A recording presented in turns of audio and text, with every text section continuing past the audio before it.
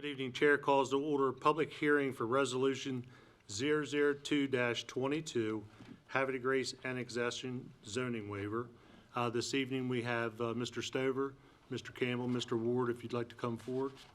And if I may, I would just like to say that January 23rd, I believe, Mr. Bennett and I met with you folks to get us up to speed with what your desire was as far as a waiver to go along with the annexation that took place. And if you will, Mr. Stover. Sure. Thank you, Mr. President. For the record, Bradley R. Stover with me tonight is Mr. Dudley Campbell, Bay State Land Services, and Mr. Bob Ward of Bob Ward Development. This is a request for a 5-year waiver for the real property known as 1535 Pulaski Highway in Havre de Grace. It is a 22.684 acre tract of land. In 2022, the property was annexed into the limits of the city of Havre de Grace, and it was, as all annexations are, it was vetted through a series of public hearings and resolutions, primarily an annexation plan to provide for APF, utilities, and roads for the property, and then an annexation resolution, which actually brought the property within to the city limits.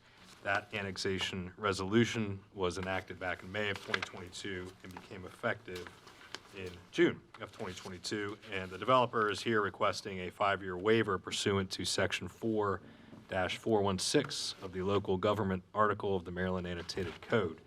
This would allow the developer to move forward with development of the property without having to wait the requisite 5-year post-annexation statutory period.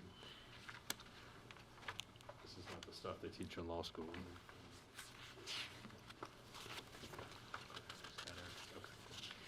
What you have before you is a slide that shows the subject property.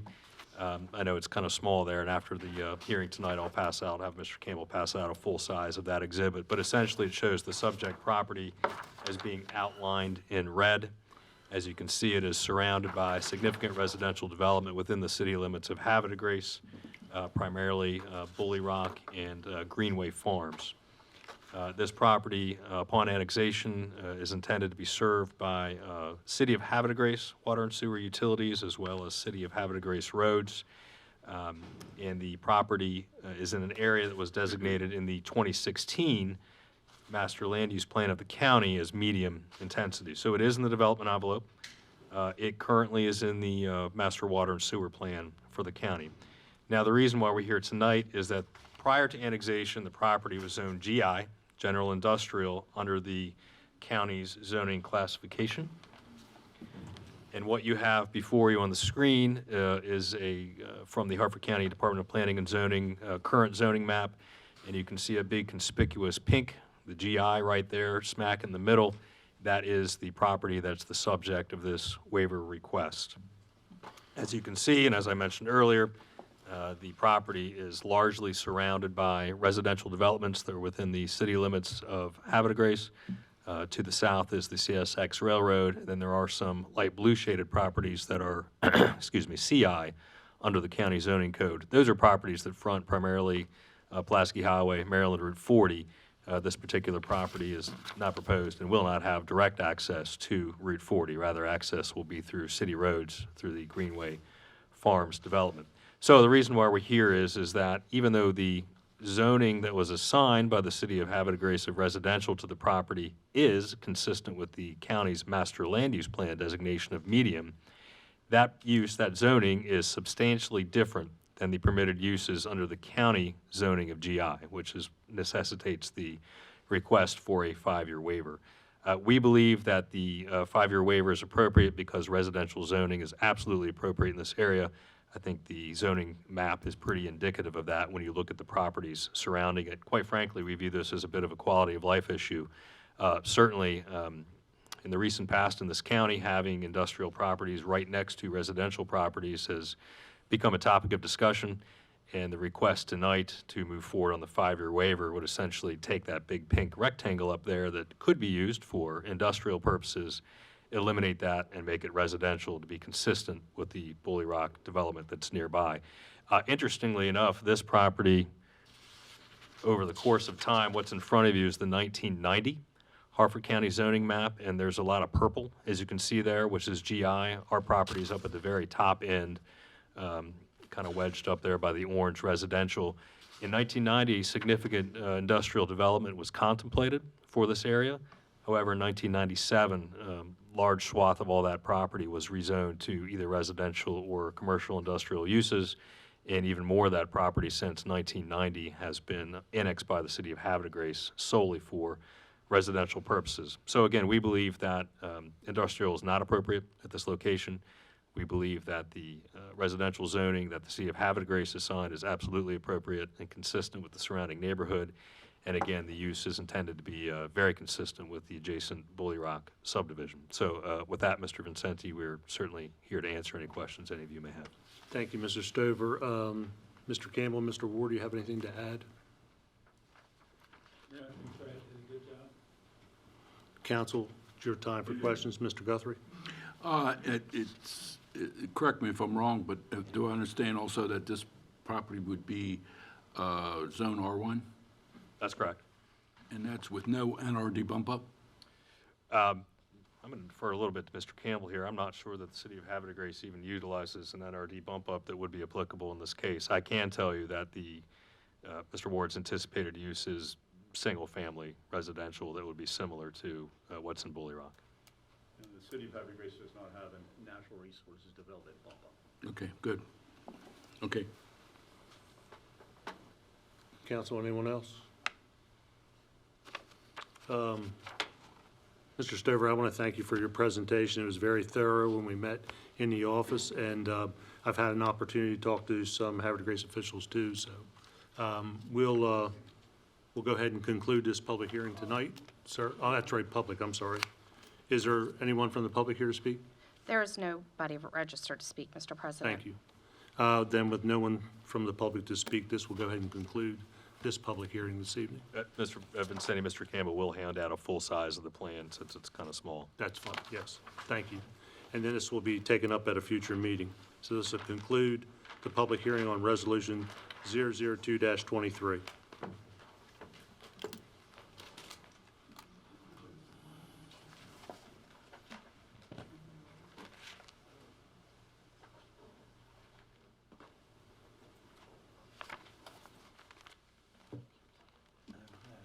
So you know, I've got extra copies.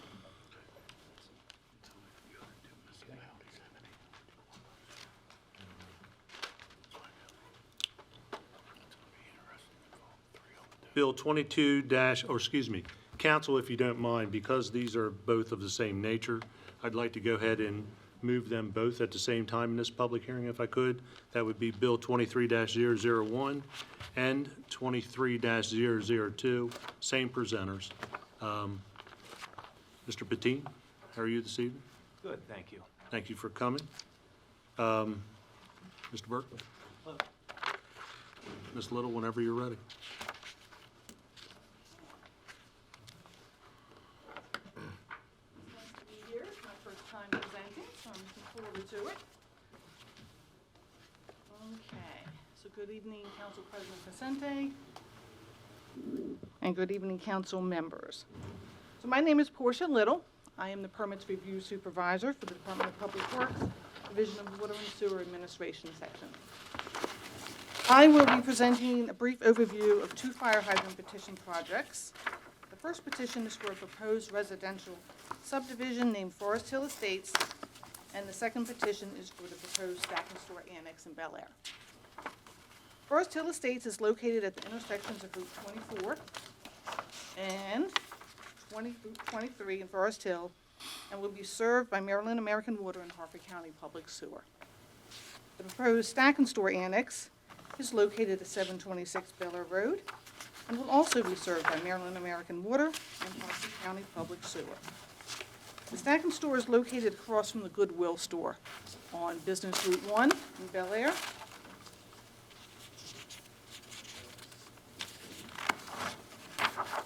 So, properties outside of the town of Bel Air served by Maryland American Water may petition the county for fire hydrant service. Fire hydrant petitions are covered by County Code 256-15 and the Water and Sewer Rules and Regulations, Part 5. Maryland American Water charges an annual fire hydrant fee for the maintenance of the hydrants. The fire hydrant fee is paid to Maryland American Water by an annual assessment administered by Harford County. So the Stack and Store Annex fire hydrant petition is included in proposed bill number 23-001. Our office received a petition request from the property owner, who is the developer of Stack and Store, in June of 2022. The ballot package was emailed on September 12, 2022, which included one fire hydrant and the annual assessment cost. The ballot was returned on September 21st, 2022, and the property owner voted yes in favor of the petition. On February the 7th, 2023, Bill number 23-001 was introduced. So the Stack and Store petition includes one fire hydrant located in the front of the property at 726 Bel Air Road, spaced at a maximum of 300 feet for commercial properties as required by the county rules and regulations. The annual fire hydrant assessment for the one fire hydrant is $205.94 per property. In this case, there is only one property. The assessment is calculated by multiplying the number of fire hydrants times the annual fire hydrant fee of $164.75, charged by Maryland American Water, plus a Harford County administration fee of 25% divided by the number of properties.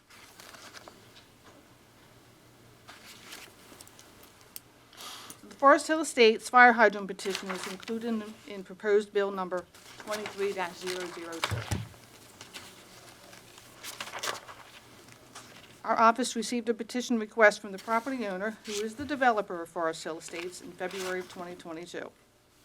The ballot package was emailed on March 9th, 2022, which included 7 fire hydrants and the annual assessment cost. The ballot was returned on April 5th, 2022. The property owner voted yes in favor of the petition. And on February 7th, 2023, Bill number 23-002 was introduced.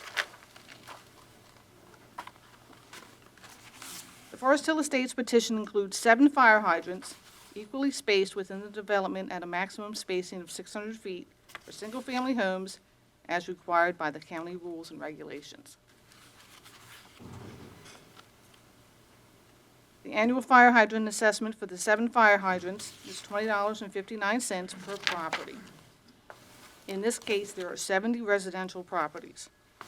The assessment is calculated by multiplying the number of fire hydrants times the annual fire hydrant fee of $164.75, charged by Maryland American Water, plus a Harford County administration fee of 25% divided by the number of properties. Now, the fire hydrant fee can increase if approved by the Maryland Public Service Commission. And this concludes my presentation, subject to any questions you may have. Thank you, thank you. Council, it's your time for questions. Anyone? I would think that Mr. Janjardano, you would have some questions. I do have a question. So, thank you for your presentation. So there's 7 fire hydrants for this development. How many homes? It would be 7 fire hydrants, and just happens to be 70 properties. 70 Proposed 7. properties. Yes. One, okay. And there's 10 per, 6 10 per hydrant. Yes. Yeah. And that's 600 feet standard, apart, correct? And that's standard. Is that the total development, or is that just the first phase? That's the total development, 70 properties. Okay. It's the only question I have. I figured it would be. Council, anyone else? Ms. Dixon, do we have one signed up? There are no speakers, Mr. President. Well, I can't imagine they wouldn't be supporting this, so. Thank you for your presentation. This will conclude this public hearing on both 02 and 01, and we'll take it up at a future meeting. Thank you. We're going to take a 15-minute recess and start at 7:30.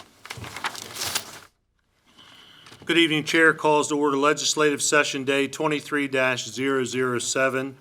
I would ask you all to please rise for the pledge and join us for the prayer following.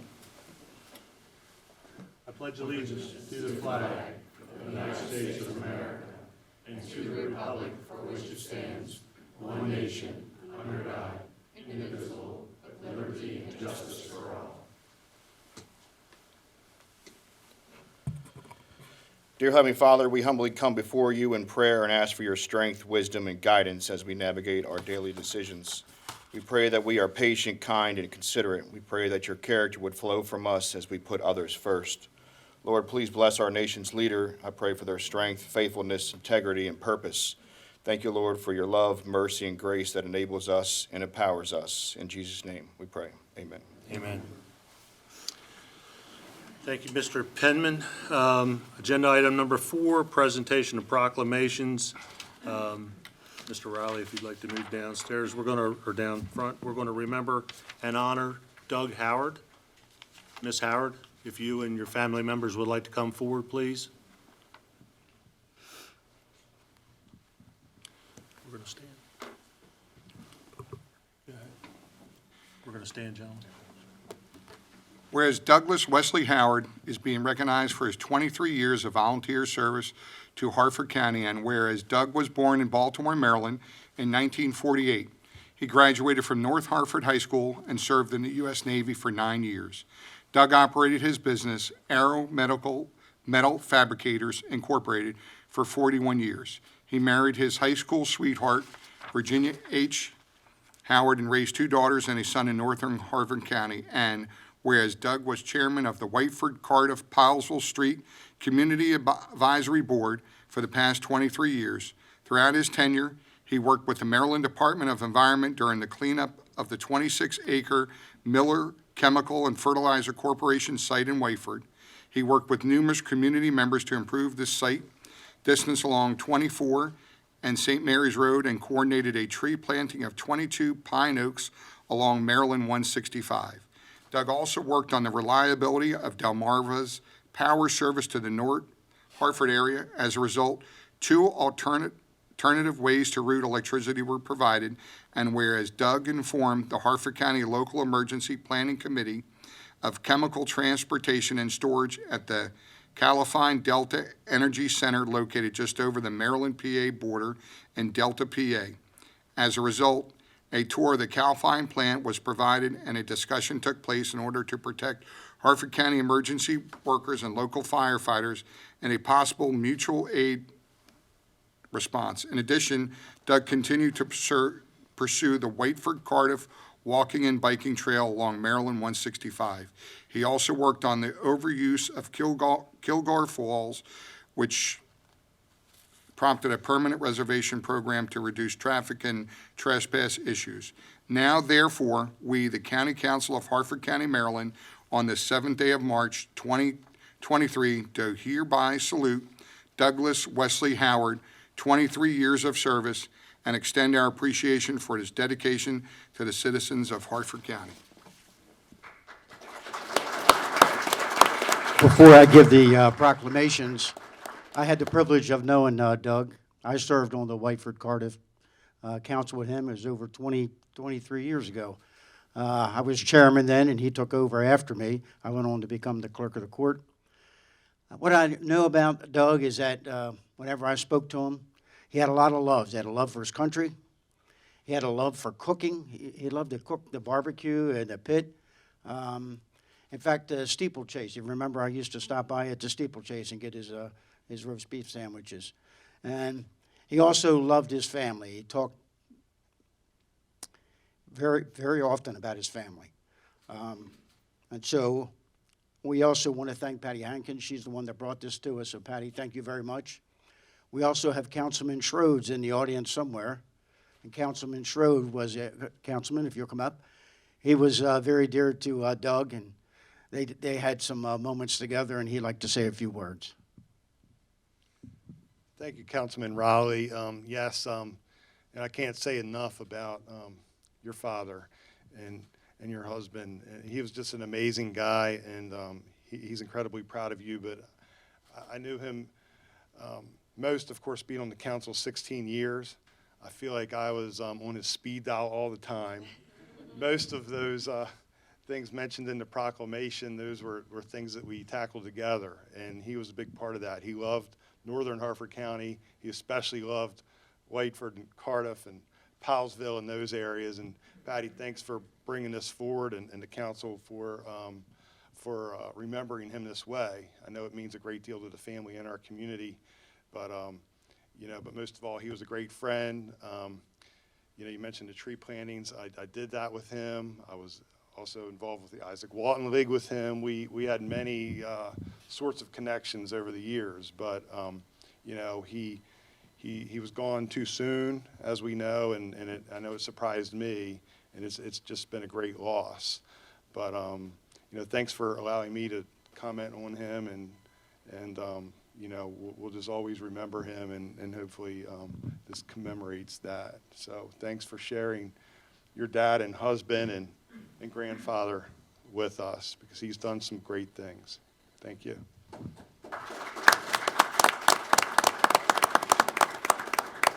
So not only do we have a Harford County proclamation, we also, the General Assembly, that they got together and they wanted to memorialize also Doug, and so you have one from the General Assembly. All righty, so if you'll hold that, we'll get this young lady to hold that.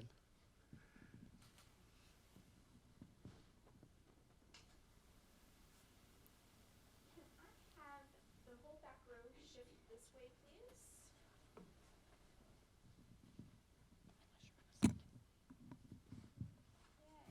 Okay, and scoot a little bit in on this side, please. Alrighty, that looks good.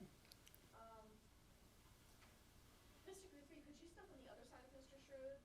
And Mr. Penman, you step that way. Perfect, right there. He has a big head, I can't help it. He always had that when he was on the council.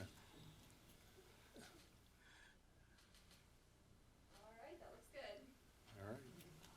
I thought of one other thing, and I used to do this, but the Miller chemical that he fought so hard on, it's being cleaned up as we speak, and it's looking like a brand-new property, and it's had contaminated with chemicals and arsenic and all kinds of bad things, but millions of dollars are being spent on that to take that Superfund site to make it a usable space again, and that has a lot to do with your dad. I was just thinking of that because, yeah.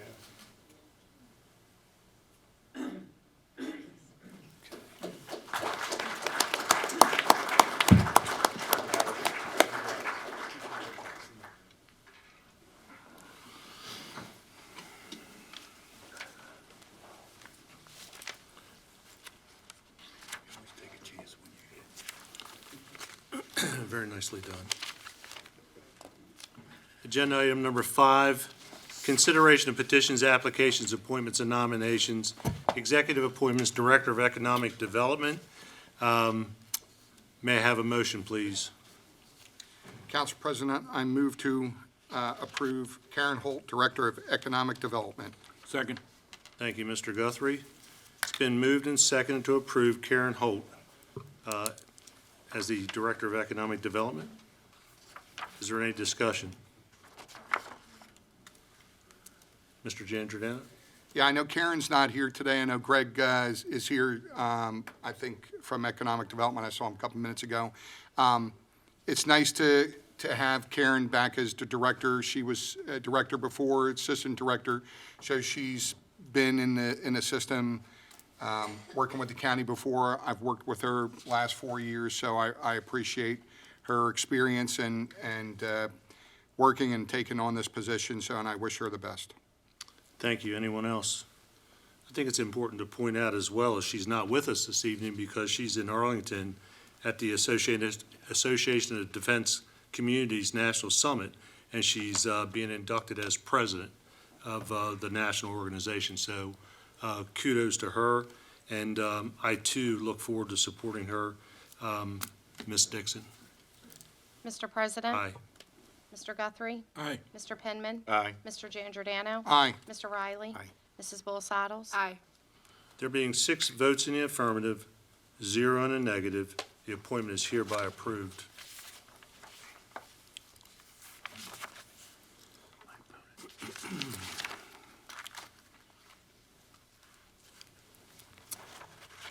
We have a lot of appointments coming up, so if you're in the audience and you hear your name called, please stand and be recognized and stand to the end of that particular group.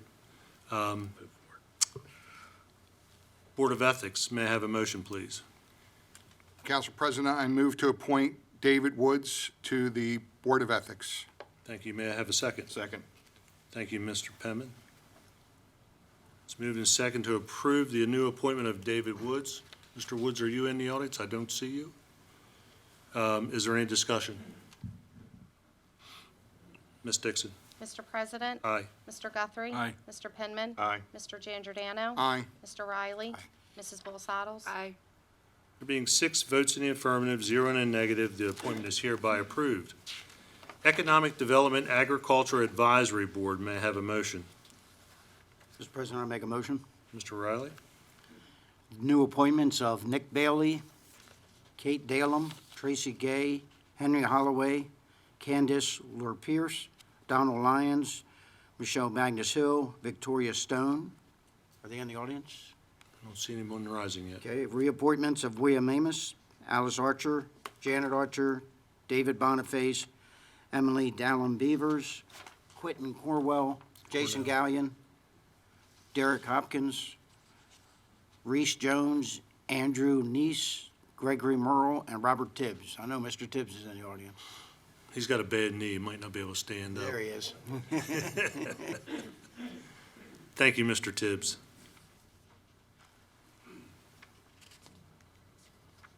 So it may have a second, or did we get a second one? No, we did. Or did not. we not? May I have a second, please? Second. Thank you, Mr. Giangiordano. It's been moved and second to approve the new appointments as mentioned. Is there any discussion? Ms. Dixon? Mr. President? Aye. Mr. Guthrie? Aye. Mr. Penman? Aye. Mr. Giangiordano? Aye. Mr. Riley? Aye. Mrs. Bosados? Aye.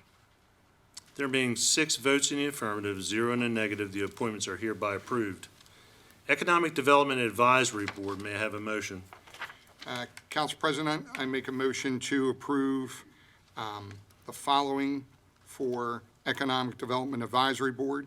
Daniel Codone, Tri-State Commercial Realty Corp.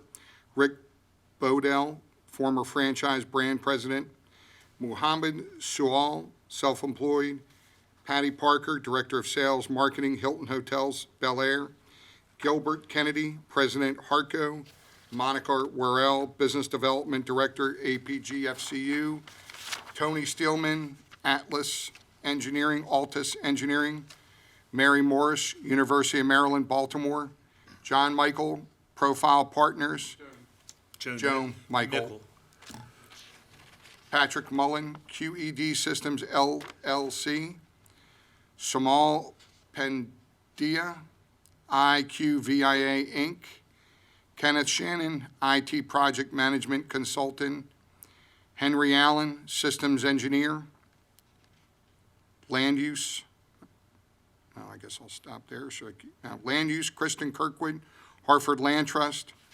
Christopher Street, Street Hopkins Real Estate. Nick Bailey, Grandview Farms. Wayne Goddard, the Goddard Companies. Henry Holloway, The Mill. Public Service, Teresa Felder, Harford Community College. Sean Bolson, Harford County Public Schools Superintendent. Amy Andrews, MDOT, SHA. Mary Hasler, Harford County Public Library. Elizabeth Wise, University of Maryland, Upper Chesapeake Health. Business and Workforce Development Tourism. Angela Rose, Harford County Chamber. Matthew Scales, Visit Harford. Kimberly Justice, Susquehanna Workforce Network. Tom Knapp, Retired Real Estate Financing. And Judith Wettig, Retired DOD. Thank you. May I have a second, please? Second. Thank you, Mr. Penman. It's been moved and seconded to approve the appointments for Economic Development Advisory Board. Is there any discussion? If I may, I would just like to thank each of you for taking the time to serve Harford County. All of you have a great professional background. We have the opportunity, and the pleasure to work with many of you over the years, so look forward to working with you in the future. Ms. Dixon? Mr. President? Aye. Mr. Guthrie? Aye. Mr. Penman? Aye. Mr. Giangiordano? Aye. Mr. Riley? Aye. Mrs. Bull Saddles? Aye. Being 6 votes in the affirmative, 0 in the negative, the appointments are hereby approved.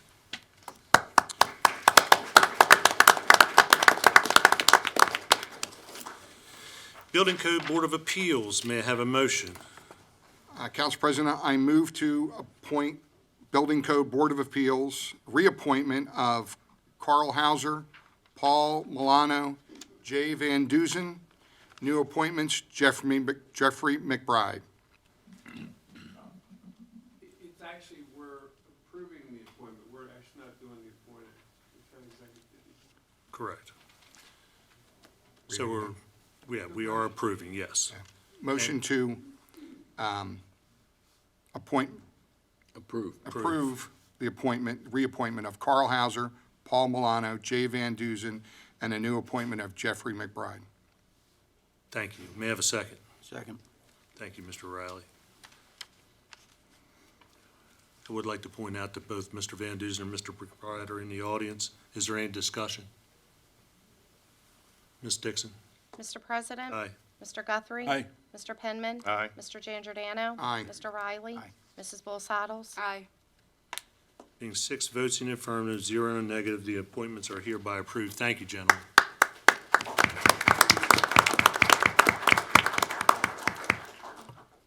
Council will now act as the Zoning Board of Appeals and return back to the legislative session thereafter. Zoning Appeal Case Number 5955, Tabernacle of Faith Church. Mr. Guthrie. I move to approve the decision of the hearing examiner.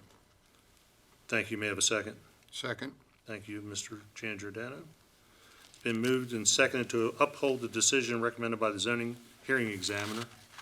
Is there any discussion? Ms. Dixon? Mr. President? Aye. Mr. Guthrie? Aye. Mr. Penman? Aye. Mr. Giangiordano? Aye. Mr. Riley? Aye. Mrs. Bull Saddles? Aye. There being 6 votes in the affirmative, 0 in the negative, the decision to uphold the zoning hearing examiner is hereby approved. Agenda item number 6, special presentation. Mr. Sandless, Treasury will be giving us a revenue outlook. Ms. Spence, I didn't realize you were here too. He needs you. That's very true. Yes.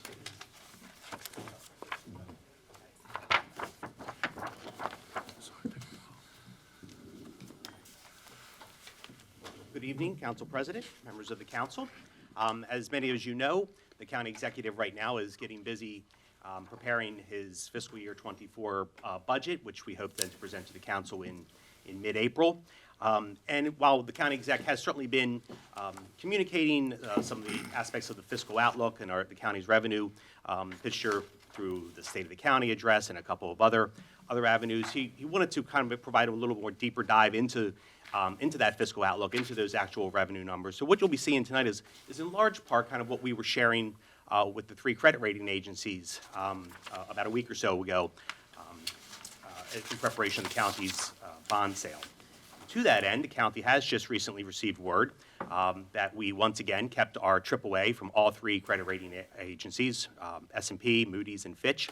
That really puts the county in a very rare situation among counties. There's only 51 counties in this country out of the 3,000 plus counties that have a AAA from all 3 rating agencies. So it's certainly something to be noteworthy. And of course, not only does it provide the county with the lowest possible borrowing rates, but I think it also communicates to our citizens, to our businesses, to the investment community that Harford County has its fiscal act in order, that this is a place that you can do business in, that you know is going to make the hard decisions and the properly fiscally sound decisions. So, one of the things that that they discussed with us is when we look at all the strengths that we have, and there's a lot of strengths that Harford County has with our fiscal outlook. We have a strong assessable base. We have manageable debt loads. We fully fund our pensions and our OPEB. We have a growing revenue. We have the strong anchor institution of Aberdeen Proving Ground. So a lot of really good aspects about this local economy and this county's ability to govern with its, in order to govern according to its fiscal needs.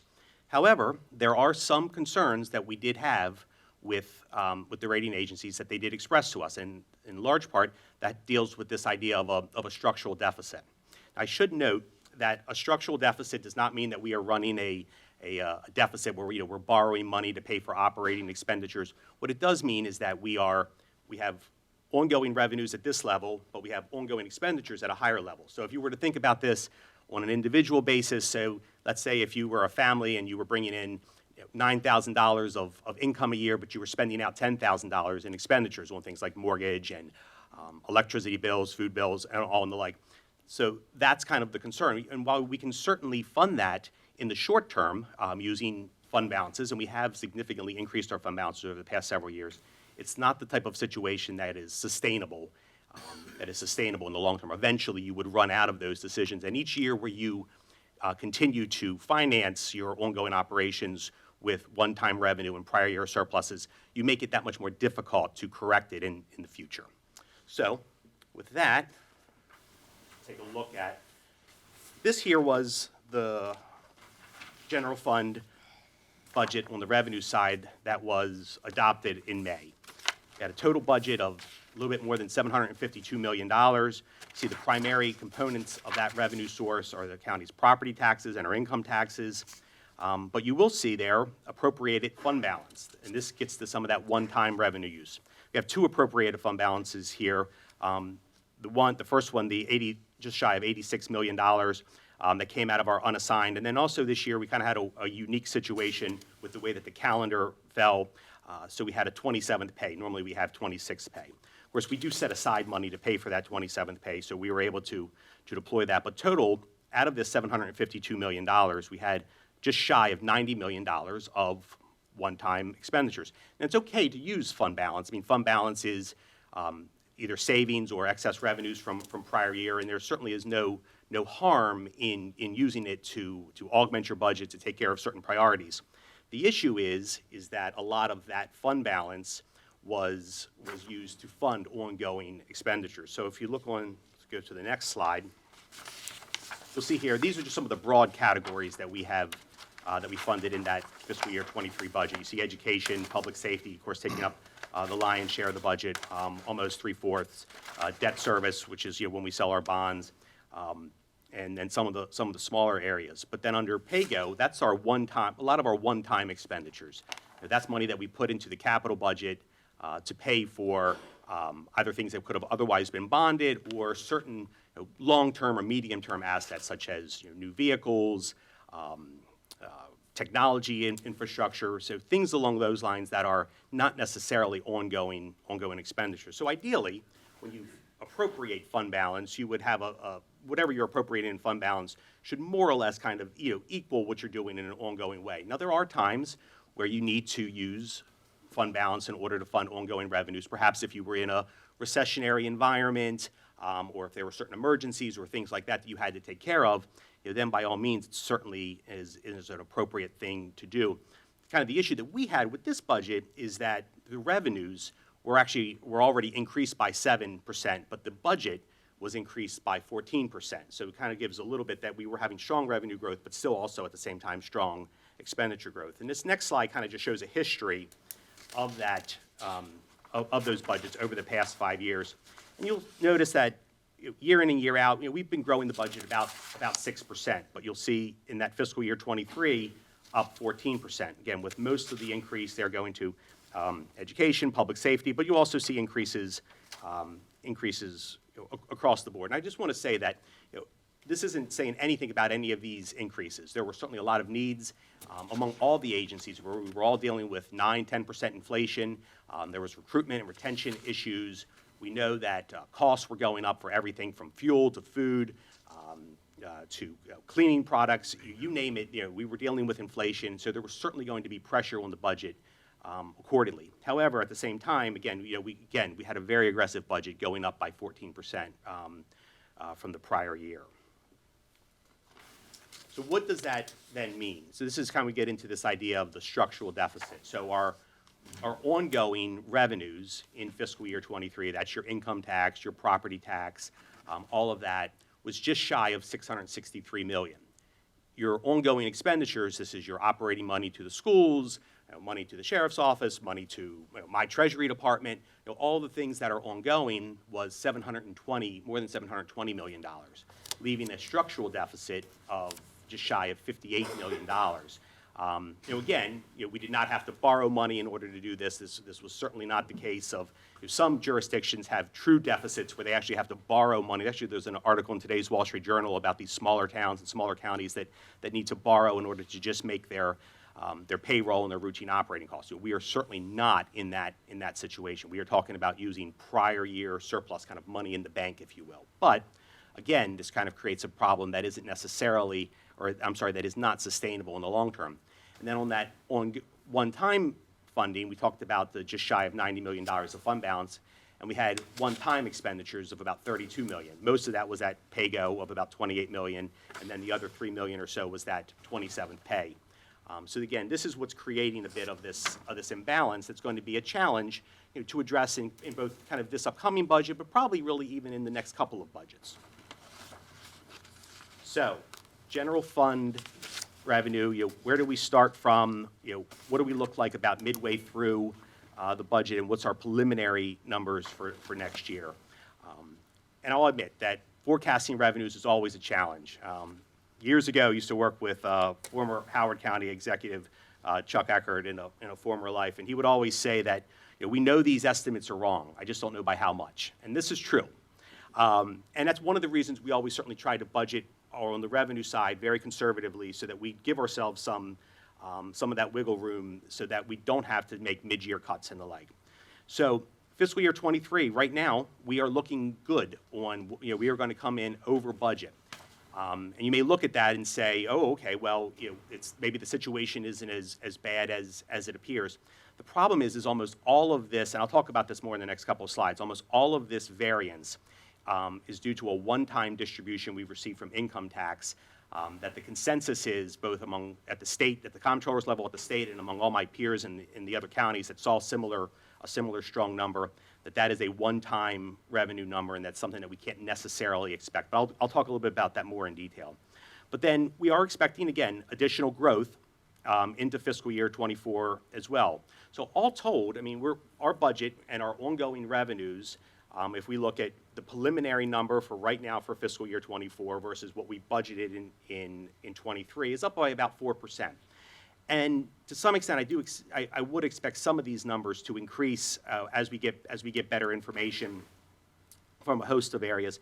Also, the county exec has talked about increasing perhaps some fees. None of that is banked is in this. This is just kind of our ongoing current revenue structure, where we expect that to go. So I should also note that with our general fund revenue, when we talk about federal and state funding in the general fund budget, it's largely a non-factor. So the school system, the community college, the library, they all receive a significant portion of their operating budget from state funds. The county does receive some state funds, but in our general fund, it's about less than 1% of the total budget. It's really only police aid. We have another highways fund. We have some highway user revenue. And then to the extent that we do get state aid, it's normally specifically on capital projects for one-time expenditures, things that are in our capital budget or in our grants budget. And the same is true with federal. There's no federal funding in this general fund revenue number either. We do receive ongoing grants such as housing vouchers or Department of Aging type assistance for senior centers. Those are always generally in our grant fund or in specific capital projects. And then all of the COVID money that we've been receiving over the past couple of years has also not been placed into the general fund to not supplant normal operating expenditures, but to take on specific expenditures such as broadband or business grants to the local businesses, all things that again are in grant fund or in the capital fund. All right, so income tax, and I might get a little bit in the weeds here, so I will try my best to not make this too complicated, and we can always talk tomorrow or whatever offline if any of this is confusing. But you can just see by looking at this. This is our income tax over the past 10 years, and you see a significant increase. When we were back in 2015, At that time, the talk was all about, this is the new normal, we're only going to have limited economic growth, kind of get used to 1 or 2%. But then that started to ratchet up. The economy started to improve, capital gains started to improve, the county's income tax number started to grow. And in 2019, you'll see the first big bump up there. Some of this, again, was due to the economic growth and capital gains, but it was also due to some aspects of the Tax and Cuts Job Act. And one of the parts of that legislation at the federal level is that it capped state and local taxes at $10,000. And then it also increased the standard deduction. So a lot of individuals who used to be itemizers in their taxes started taking the standard deduction because it meant that they would have a lower federal tax debt, a lower federal tax obligation. I mean, I was one of them. I used to itemize, now I take the standard deduction. And we have a lot of individuals who kind of fall into that category. Now, because the state of Maryland, which also then leads into the local income tax, doesn't have as generous a standard deduction as at the federal level, it actually meant that the local tax revenue increased. The local tax burden, if you would, increased. Fast forward now to fiscal year 21. Fiscal year 21, this is right in the heart of the pandemic. This is the second half of calendar year 2020, the first half of calendar year 21. And our income tax went up almost 20%. I've never seen this before. This is uncharted territory. Here we are in the middle of the pandemic, and income tax is up the highest level it's ever been. Normally, if we had a good year for income tax, maybe it was up 7 or 8%. This was up almost 20%. So a couple of things happening here. One, this local economy was very resilient to COVID. We had a lot of individuals that were able to work remotely, work from home. I thought we did a really great job of keeping our local businesses open as best we could. We had big employers like APG that of course saw increases in their funding kind of during all of these last couple of years. So the county was in a strong situation to withstand the COVID brunt. But still, this was even above and beyond what we would have expected. And so what happened? So the state of Maryland made a change in order to help some of the higher income earners get around the $10,000 state and local income tax cap, the SALT cap. And this was primarily for these pass-through entities and LLCs. And without getting too much into the weeds, it allowed them to take advantage of a credit by paying their taxes in the quarterly estimated payments instead of kind of at year end. And then so by doing it this way, then they were then able to deduct it from their federal returns. So this had the effect of pushing revenue that we would have maybe received in future years. It didn't increase anybody's taxes or tax obligation, but it pushed some revenue forward. And so that's why we saw some of that big increase. And then if you look in fiscal year 22, okay, that kind of held true. Again, we had a strong labor market, strong withholding, but our overall income tax only increased by less than 3%. So, okay, so all of that was playing out the way we expected it to be playing out. Now we get to this year, and some of that tax credit, and some of this has to do with the fact that it's a very manual tax credit for these pass-through entities, and there's some staffing issues and the like at the comptroller's office. So there's been a little bit of a lag. So what we ended up seeing was, if you scroll to the next slide, some very topsy-turvy distributions this year. And you see that number that's highlighted. That's our January number. And that normally is about $2 million in most years. It was $20 million this year. So any type of normal type of projection, that was not a part of our thinking. And when I talked to my counterparts across the state, I was actually with the comptroller yesterday. We were talking about pensions, but we probably spent more time talking about this income tax distribution. There's just, again, a lot of uncertainty and a lot of question of, okay, is that number going to recede back to the prior level? And if so, how are the rest of the distributions going to shake out? Because you can also just see, look at some of these other strange numbers. In September, a few years ago, we received $15 million in September. The past 3 years, and I expect this to go into 24, we received nothing. November, which has been a really strong distribution, was down. And the February distribution, which we just received a couple of days ago, was only up by 2%. And one of the things we were seeing in that is withholding was still strong. So the individuals like myself that get paid every 2 weeks.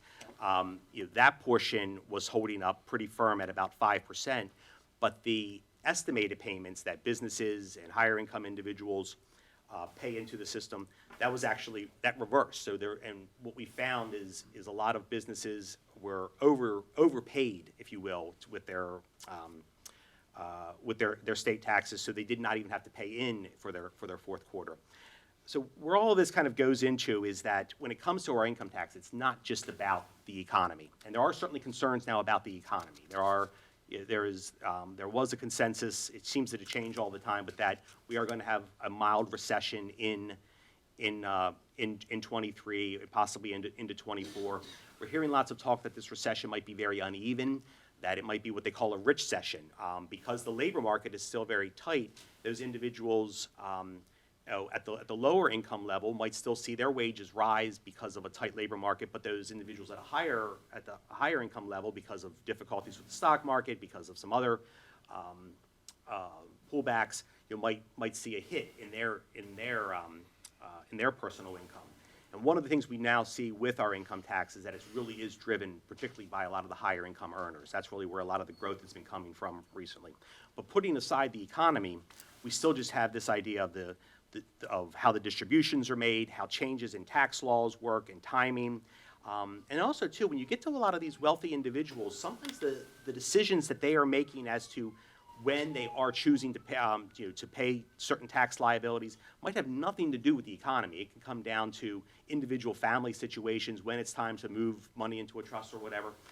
And again, this just kind of underlies just how difficult this forecasting is of our income tax. But even with that, we are still projecting to have growth this year and continued growth into next year.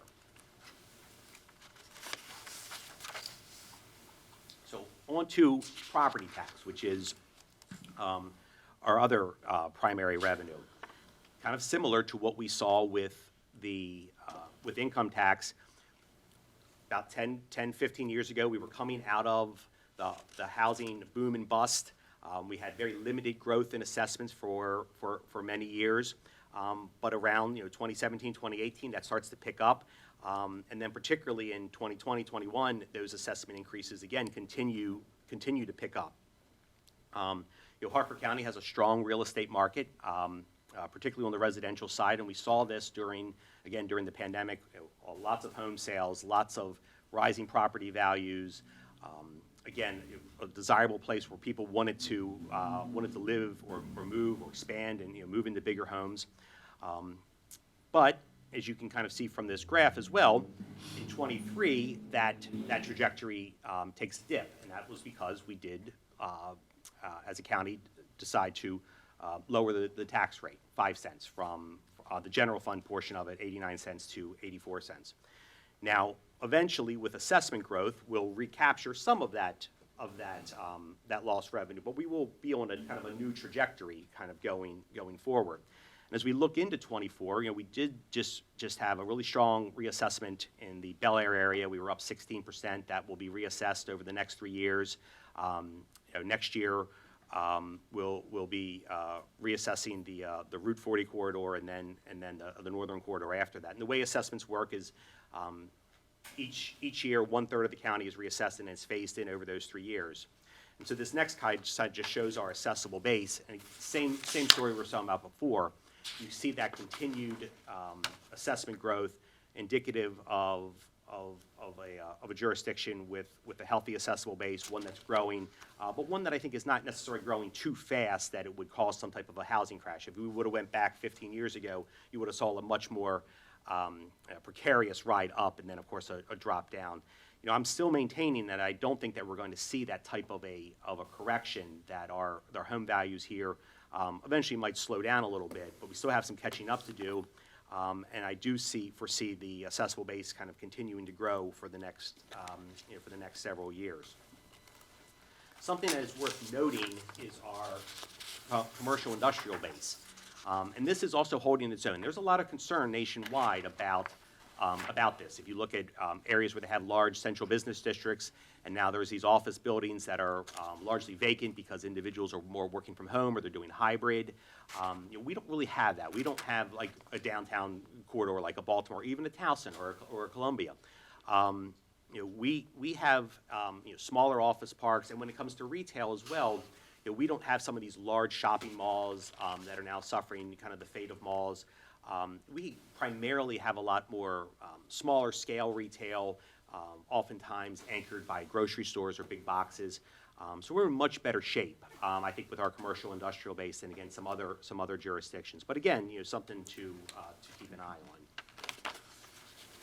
This other slide then deals with our transfer tax, recordation, and impact fees. And for the most part, these revenues offset a lot of our debt service costs, particularly school debt service, but they also fund our agricultural preservation, our stormwater remediation. This is what used to be a rain tax, and as well as some of our park upgrades. But one of the other things that these revenue sources do is that they provide us some real-time information into the real estate market, whereas the property taxes assessments looking backwards, this is happening again in real time. And you'll see that in 20 and 21 and 22, our revenue spiked significantly. Again, there was a lot of transactions, low interest rates. Individuals looking to, homes would only last a couple of days on the market. There was almost no inventory. But what are we seeing now? Now we are seeing a drop down. Now the values are still holding, which is good. The values are continuing to hold, but the transactions, the number of transactions, are just not there. And a lot of this has to do with rising interest rates. And at some point, I think we got so used to really low interest rates for many years. And when you can remember just a year ago getting 2% or 3%, the idea of paying 6% as I think left a lot of individuals with a little bit of a mental block. They're like, oh, that seems crazy. I want to wait this out. They're probably not going to go back down to the 2 or 3%. If you look at kind of what's happening at the Federal Reserve, I don't foresee those interest rates dropping anytime soon. But eventually, individuals will kind of adjust to the new normal, and they'll say, look, I need a bigger house because I'm having a family, or I want to downsize because the kids moved out, and a normal real estate market will emerge. But right now, we are certainly seeing a drop-off. Now, the good thing is if you look at that drop-off in 23 and 24, it's still kind of at the levels that we were back in 2019, 2018, 2017. So again, we're not seeing that precipitous crash that you might have seen in prior years. So what does all this mean then when it comes to the fund balance that we're going to have at the end of this year? So when we close the books on June 30th. So we started the year with a record fund balance, $211.3 million. Now we did appropriate, again, a good portion of that to the fiscal year 23 budget, but revenues are coming, as we said it before, ahead of budget, in large part due to that one income tax distribution. And so that will lessen how much fund balance we need to use. And also, we always have expenditure savings. And this is actually something that we always make a point of with the credit rating agencies. And this really kind of transcends administration. Harford County does not have a use it or lose it approach to the budget. There are jurisdictions, there are states, there are the federal government that when it's the end of their fiscal year, it's like, well, you better spend all your money because otherwise you're not going to get it. We don't take that attitude. Kim is monitoring the budget 12 months a year. It's not just something that you look at during the budget season. And we understand that anything that we don't spend falls to fund balance and we can use in a future budget. The money's not going to disappear from the county. So with all of that, we are going to drop fund balance, not as much as we otherwise, as we appropriated, but we are going to drop down to $169 million, so a drop of about $40 million of fund balance. Now, I'll put your attention here to these two lines, the assigned and the unassigned. So the unassigned is oftentimes what we speak of as our kind of available surplus. These are the funds that are available if a revenues has a small downturn, if we have maybe some significant weather expenditures, or we have some unplanned for expenditures that just due to changing dynamics. A good case in point is going to be what's happening now with our emergency operations, with our paramedics and our ambulance providers. We are going to need to come to the council at some point and use some of these funds in order to address some of the one-time costs, buying ambulances, equipping things. And this is why you have a fund balance that you can easily kind of tap into for when you have these unforeseen expenditures. Now, in the assigned portion, what that includes is some places where we have some known liabilities that we're going to have to take care of. And we have a 5% rainy day fund, our fiscal stabilization fund that makes up that.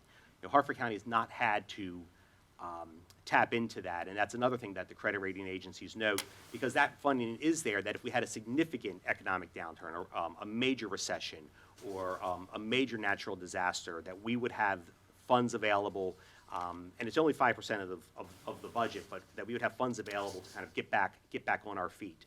Because one of the things with local government is, this is it for us. No one's going to bail us out. We have to have enough savings on our own. So you can almost kind of think of like the unassigned as like your available savings account, and your rainy day fund is almost more like your retirement account. You can tap into it if you need to, but you really should be judicious in that decision. We also have money set aside in the assigned to take care of future stormwater needs. Remember, a few years ago, the county took a portion of the recordation and they put it towards our stormwater mitigation needs, and this was in lieu of a rain tax. We needed to have a dedicated revenue source in order to do that. And we've been able to do a lot of good work. In fact, actually, I think later this evening, MS4. stormwater permit is fiscal assurance plan is going to be presented, and that's really in all parts done with our recordation tax. But we know long term that's not going to be sufficient. So we have set aside some funding in fund balance so that we can, when the time is necessary, if we don't identify another revenue source, we can transfer it into that fund so we can continue to meet those obligations. Because if you don't meet those obligations, we'll be put under a consent decree, and we'll have to meet them one way or another. So again, all told, ending the year at around $169 million. Again, all subject to change and all subject to either revenue fluctuations, any additional transfers of fund balance. So this next slide kind of just shows historically where we've been with that general fund. You see the 169, which is down from the 211 fund balance, but it's also down from the 184. Now it is higher than fiscal year 20 and 19 at 147, 135. And if we would have went back an additional 3 or 4 more years, the county only had total fund balances in the $70–80 million range. That was definitely too low. The credit rating agencies informed us that was too low. We knew we needed to improve that, and we have. And I don't foresee us ever necessarily going back to as high of a fund balance as 211, but we also can't allow the fund balance to get drawn down too significantly low either, or they would take note and then potentially put the county on a watch, and that would also just create more uncertainty here in the county as well. So, then looking at what this idea of the structural deficit might look like for this upcoming budget season.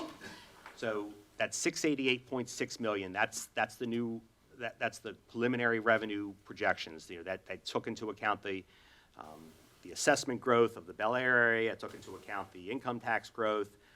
As I said before, it has not taken into account any changes in fees or any other decisions there. So it's kind of our baseline projection.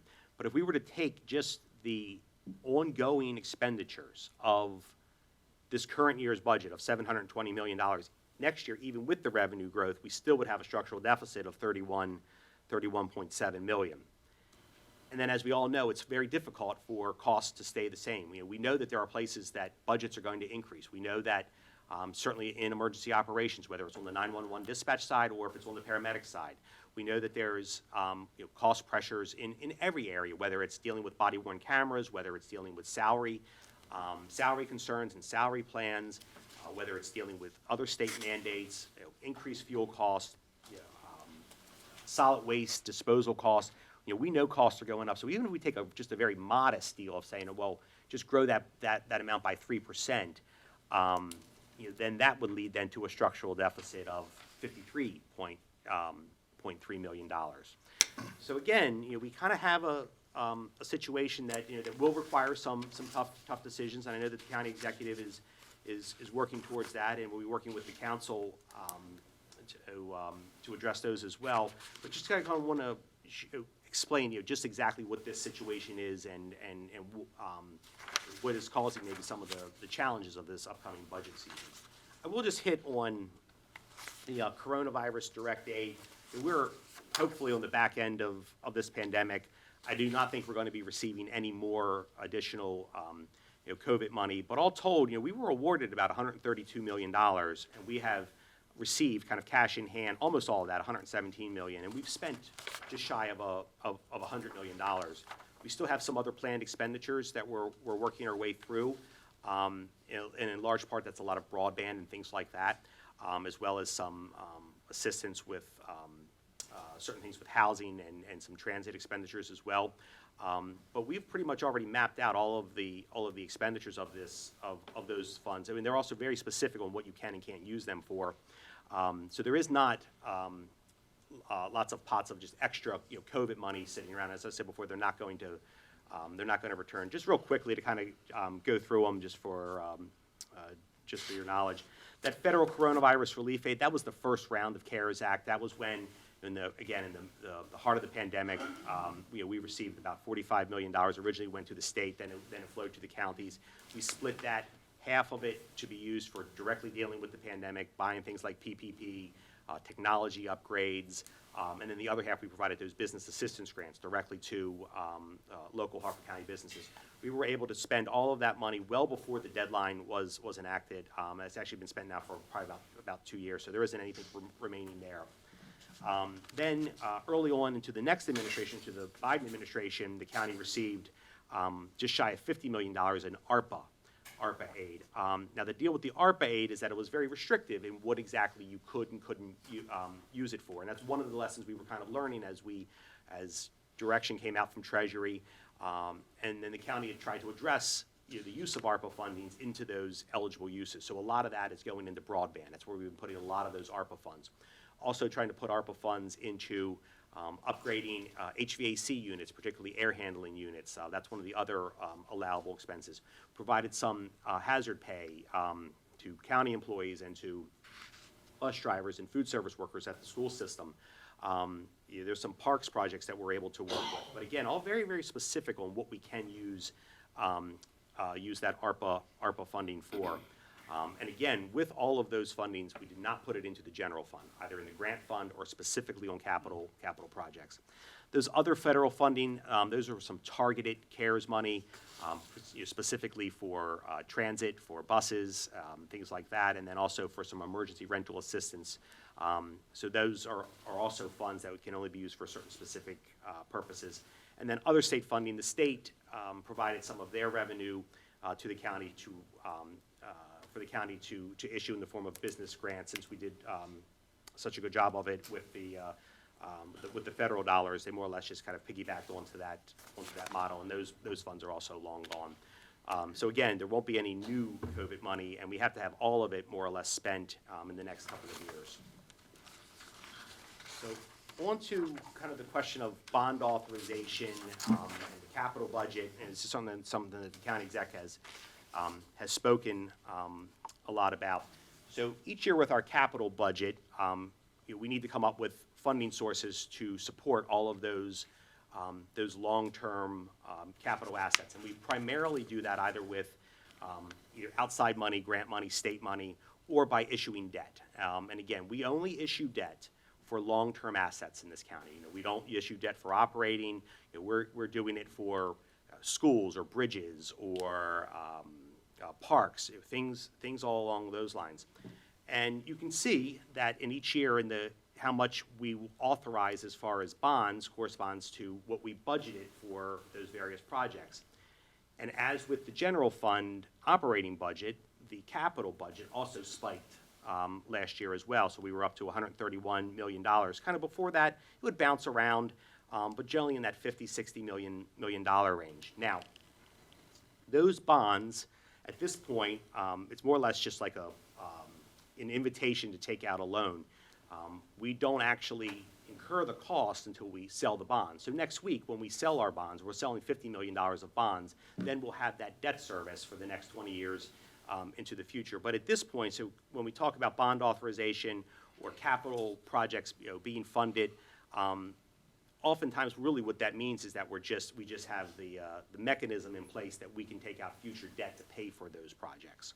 So this next slide, which is also our last slide, kind of just shows a little bit about, you know, how that debt service, what it really entails. You know, each year we're buying, we're selling bonds, and we're also paying off bonds from the prior year. And then we'll be taking on those bonds for the next 20 years. You can kind of see on that first chart there, the existing debt. You know, that's just what we've already sold, what we have to pay because we have already taken on those obligations. And you see that it kind of does go down little by little each year, just as a mortgage or anything else would. But at the same time, we are taking on new debt, debt that has not been, bonds that have not been sold. So we're in a situation now where capital projects are getting more expensive because construction costs are up, and then also our borrowing costs are going up because the interest rates are going up. So when we sell next week, you know, we're not going to see those same 1% and 2% rates. We're probably going to see something more along the lines of 3.5%, 4% rates. So it's becoming more expensive to service those debt. But the real key of all of this is that as you take on additional debt, it does crowd out other spending. That debt service shows up in future budgets, and oftentimes it takes years for years for those bonds to actually be sold and for it to show up, but it does show up eventually. You can kind of just see if we were to increase our bonds, you know, if we were to sell an additional $50 million of bonds, you know, each and every year over the next several years, you know, we would be adding about $23 million by the final year onto our debt service. But if we start looking at maybe doing a 100-year bond service, and when we look at bond sale, and when we look at how expensive some of these projects are becoming, I was just looking at some of the new school projects, and it seems like every school now is a $100 million school or a $90 million school, and every project has been escalated. This is one of the things I think the county executive is trying to find ways to, you know, how can we, you know, lessen some of the cost of some of these projects? How can we defer some of them? Because if not, you know, if we have to take on these additional debt loads, you know, not only does it over leverage the county, but it also means that a greater portion of our operating budget is spent servicing the debt, and that crowds out money for school operating, sheriff operating, you know, all the other things that we need to do. And the other thing, which isn't included with this, is operating impacts. Because when you open up a new building and you take on something you don't have, you know, now you have to staff it, you have to heat it, you have to cool it, you have to clean it. You know, if you're just replacing an existing building, you know, it's somewhat of a swap. But when you're adding, you know, if you didn't have this library in this area before and now you do, or you didn't have this park in this area or this senior center in this area, you know, you're also adding those additional costs too, which again further hits your operating budget. So with that, I know I covered a lot of stuff, and it's probably a little bit of drinking from a fire hose, but just to try to give a little bit of perspective, again, of some of the challenges that we're dealing with, so that when we do go into the budget process about a month from now, you have a little bit more insight into. So appreciate the presentation tonight, appreciate the conversation that we had earlier today. Congratulations on your AAA bond rating. And I'm sure that not only tonight, but over the next several days, you're going to be getting a lot of questions from us as we have an opportunity to absorb a lot of this. And I see that there's some questions here this evening, Mr. Chandratana. So, yeah, congratulations on the AAA bond rating. You obviously did cover a lot of technical information there. So the biggest thing I see is that the structural deficit, depending on if we have a 3% increase or not, we're going to go through that surplus pretty fast. Yeah, if you chose to do that, and that's why, again, you don't necessarily want to do that, because each year, if you put off those hard decisions, it becomes harder and harder. It's almost as if, you know, the county had several years of you know, building up its reserves. It kind of got into fiscal shape, and then, like, you know, the holidays came around and we went off our diet. But like if you continue to kind of go off that, you know, it's going to get that much harder and harder as someone who's gone off many a diet. And I know we bought bonds back at higher rates from before, but that meant we kept our lower rated bonds. So are we still looking to do that? Like if we take on new debt and it's higher, would we pay off the new debts? So- Remember, you guys have refinanced some? We have, and I think we've been able to refinance almost everything that made sense to. One of the other things that came out of that Tax and Cuts Job Act, in addition to that SALT cap, was that you can no longer do a forward funding of a refunding. So now you have to wait till the bonds are callable so that is until they're 10 years old. If you want to do them with tax exempt debt, now you might be able to do them with taxable bonds ahead of time, but then you're probably not going to get the same interest rate. So what a lot of times the investment houses now do is they kind of front load the debt service, the debt service coupons on the first 10 years and not so much on the remaining 10 years. So you'll see 5% interest on the first 10 years and then maybe 2% interest on the last 10 years. So. I certainly did have a lot of questions writing them down, but as you went through this, you did answer quite a few of them. And I guess probably I'll have some more questions for you afterwards, bond sales and some of the other stuff, so, thank you. Mr. Penman? Thank you, guys. I know it was a lot of information that you went through relatively quickly. And Mr. Sandless, Ms. Spence, you guys do a great job. I've worked with you over the years, a number of times. Great job for the past administration. I'm sure that's why the new administration kept you on. And that's why, and I'm just asking these questions so I can fully understand. Because I wasn't sure when it first discussed the structural deficit on kind of how, if we were in such good shape, how do we come upon a structural deficit? So, and if I can go back through the presentation just quickly, just to answer a few questions. On page 2 and page 3, well, actually just page 2, the income taxes and the property taxes, they're just estimations for that $299 million and that $285 million for taxes. Income tax and property tax, is that correct? No, so on 2 and 3, that was what we budgeted. But yes, I mean, so and that's always the challenge of budgeting on our end, is that we have to try to say, what do we think income tax is going to be doing a year and a half from now? So we did budget income tax at just shy of $300 million, and it is going to come in a little bit higher than 300 million. And that's kind of where my point is coming. So if you go to the general fund structural deficit, they're predicated on the estimations that we just talked about. So, and kind of understanding and trying to understand what was going on, I did do an audit of income tax budget actual based on the FY21 and the FY22 for the annual comprehensive financial report. And the numbers that were given to me were consistently under what the actual numbers came in. So what I was given in FY21, it was budgeted that income tax was going to be $257,200,000. The numbers came in at $310 million. In FY22, it was $268 million. It came in $330 million. So it's $53 million, $62 million the following year.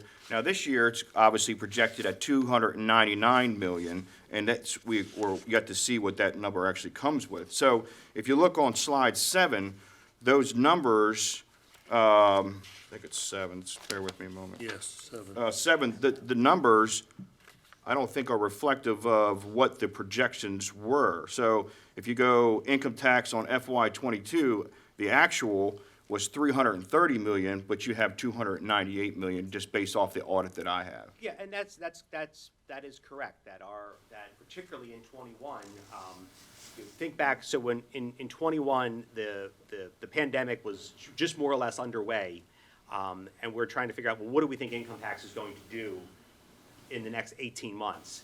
And at that point, in late March of 2020, I think we were very hesitant to say that it was going to grow what it did. Instead, it grew almost 20%, and that kind of leads into this uncertainty that we have with income tax and why it's gotten so difficult to forecast it because of how volatile it is. But we are generally going to try to forecast, I would say, in a conservative manner. If you're dealing with being 1% over budgeted, can oftentimes be a far more difficult situation on your revenue because you're having to make mid-year cuts, and you have a lot of parts of your budget that you can't easily make mid-year cuts on. So if you do have a true revenue shortfall and one that you don't think your reserves can handle, and I've been in counties where we've had to do that. Back in 2010, when the recession started to hit, the highway user revenue was gutted by the state, and you had to try to make these mid-year cuts. Remember, the state was also making mid-year cuts. And so that's why we're always going to probably try to budget on the conservative side. I'll go back to, And that's, my question is, these aren't projections. What I have is actual numbers. So FY 2022, the actual number was 330,271,264. The actual number you have is 298 million, .8 million. So I just don't know. well, that's the actual, So it looks like we're 32 million under on actual on what was presented to me when I did the audit from the auditing office. I'll have to get with you. I will say, sometimes with income tax, there is this deferred revenue that we don't actually receive, that the state holds, that we will show in some pages of the financials, because it's considered that we earn that revenue, but we don't have that revenue. But we can work, with the actuals. And I look forward to that, because the question then, if it is 330 million with some change, and we're only projecting an estimation of 316 million for 2023, we're actually projecting lower than we actually got the year before. Yeah, I mean, and I can, let me, because I have the financials here. And the concern I had was, all the estimations is we're doing great in accounting. Things are great. Obviously, you want to be conservative with it, just in case there's a downturn in the future. But if we're doing great, I just don't know where the difference is here. Well, and again, we have had some very, very strong revenue years, particularly in that fiscal year 21. Now, the following year, the income tax was only up less than 3%. And we are continuing to build on that positive growth rate, but I don't think we're ever going to see an increase.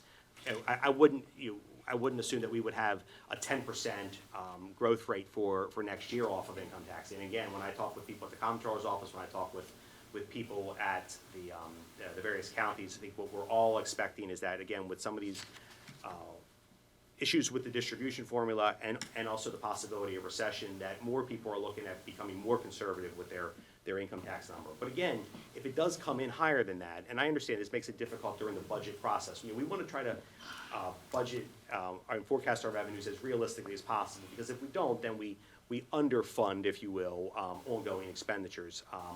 So we are aware of that, but trying to balance that against these real concerns that income taxes probably has been growing at an unsustainable level. Right, but if we're significantly underestimating what we have, but then touting a structural deficit, that's the question that I have. Well, so the structural deficit is, so for the first part, the first slide where we talked about it, it was just based upon just what we budgeted. But even once we have taken into account what we funded this year, we're still spending down that fund balance. We're still reducing that overall fund balance by $40 million. And a lot of that fund balance is being used for ongoing expenditures. And so we still continue to have that, even after we've taken into account these higher revenue estimates. So I have a bunch more questions, but I'll just summarize it in just two more if I could, because I know the other council members have questions. If we can go to page 9, as a MACO rep, the MACO was projecting a significant increase based off the reassessments for the next 3 years. Thankfully, I think we got the 5-cent tax break, and now we're seeing that projection go up. So really, while we did have a cutback in 23 with the reassessment, we're still in better shape than we were. Yeah, and because of because of the housing market, assessments are going to continue to grow. We got that 16% in Bel Air, which was our highest reassessment probably in about 10 or 15 years. It was actually, though, lower than many of the other ones we saw around the state. Some of them, it must have been, Garrett County was up like 50%. It must have been Deep Creek Lake or something. So there is a lot of variance and all. But yeah, I agree. Our property tax assessable base should continue to be healthy because of the hot housing market, and we are forecasting that to continue to grow. One thing, if we could follow up on, the general fund, commercial, industrial, do we have projections on 23? I know you don't have them here, but is that something that we do? We can provide something, it's gonna be in that same area, but yeah, there's probably a number that we can come up with based on, because we've already billed all of that information. At this point, all taxes for this current year have been billed. All right, so and the last topic that is the bond authorization on page 17. Obviously, FY '23, and you talked about it, it's much larger than the rest of the years. Do we know what is packaged in that 120+ million? Yeah, so what was, well, I mean, there was the central precinct is a part of that, there was also, the Aberdeen Activity Center, there was the college, the VOTEC, building with the schools, there's also some Homestead Wakefield. And those are some of the larger ones, some of the larger budget items. I'm trying to think about what else I can remember. I don't have the capital budget in front of me, but, you know, again, we can easily provide that. Yeah, so the question is, and I think I've heard you on previous presentations where you approve it, you pay for it, and then you pay yourself back later on with the bonds, right? So the authorization gave the authorization for all those capital projects last year, right? In the So, 23 budget. right. So it was already funded, it was already authorized for each of those projects, right? Yeah, again, so the council gave approval for the county to take on debt, so to not have the revenues in hand, if you will, to take on future debt to go forward with those. But from a mechanical standpoint, because we have such strong reserves and we don't have a cash flow shortage, we do not have to sell the bonds until we absolutely have already expended the funds. There's a lot of rules surrounding the IRS, with the IRS, that if you sell your bonds more than 18 months before you actually have the expenditure, that they wouldn't be eligible when you run into an audit. There's arbitrage issues. So because of that, you know, we're in a position that we generally do not sell our bonds until we need to. So that $50 million that we're selling next week, mostly there may be a little bit of that from fiscal year 23, but it's mostly fiscal year 20, fiscal year 21. Yeah, I mean, there's some things in there with Havity Grace, Joppatown. I remember now, Joppatown modernization is the biggest project in that sale. There's some library projects as well, and the like. So we'll have those lists as well. So all the money in that bond authorization is already allocated, you'll sell the bonds later. So with the money that's already allocated, what do we do if those capital projects are stopped? So when we say allocated, it's saying that, maybe like the easiest way is, it's almost as if we applied for a credit card. We haven't spent anything on the credit card, and we now, we got a credit card that has a $136 million limit. Now, until we start putting expenditures on that, that's when we'll have the debt service, or the annual payment, the monthly payment. But at this point, we more or less just kind of have a decision that we are willing to take out debt for this. If we do not, so if you have a project, we'll just say that there's a park project that the county is not going to go forward and had $10 million on it. Eventually, that $10 million won't be spent. We would come to you in a future budget and probably say, hey, there's $10 million on this park project. We're not going to do this park project. We would like to move it to another project. And then that would go through the council approval process, and that would be part of the budget process. So you can't reallocate it unless the council approve it? Correct. So how long does that money that's been approved sit in that pot to where it could be reallocated? You need to spend on a capital project within 3 years. So if you don't spend within 3 years, then the project ends up being closed down, and then we would then work to reallocate it. Okay. Or we could do it before. Earlier you said a 14% increase in expenditures for the county last year. Is the capital projects included in that 14%? Only the PAYGO portion and the like. So the general fund, that's what went up 14%. That's your school funding, treasury, sheriff, council, all of that. All of that big pie went up 14%. Now, a portion of that was pay-go money going to the capital project, and a portion of that was also our debt service increase from prior capital budgets. So the capital budget and the general fund budget are separate, but there's a lot of cross back and forth, if you will. There's pay-go money coming from the general fund to pay for cash-related expenses like technology or fleet or things like that in the capital budget, and then when we sell the bonds, you pay the debt service in the general fund, so the debt service shows up in your general fund. That's that $60 billion cost we held the first slide. Yeah, second slide, debt service 61.6. All right. I know I said 2, and I asked like 4, so I'll, sorry. Questions are free. Thank you, Mr. Penman. Anyone else? Mr. Guthrie.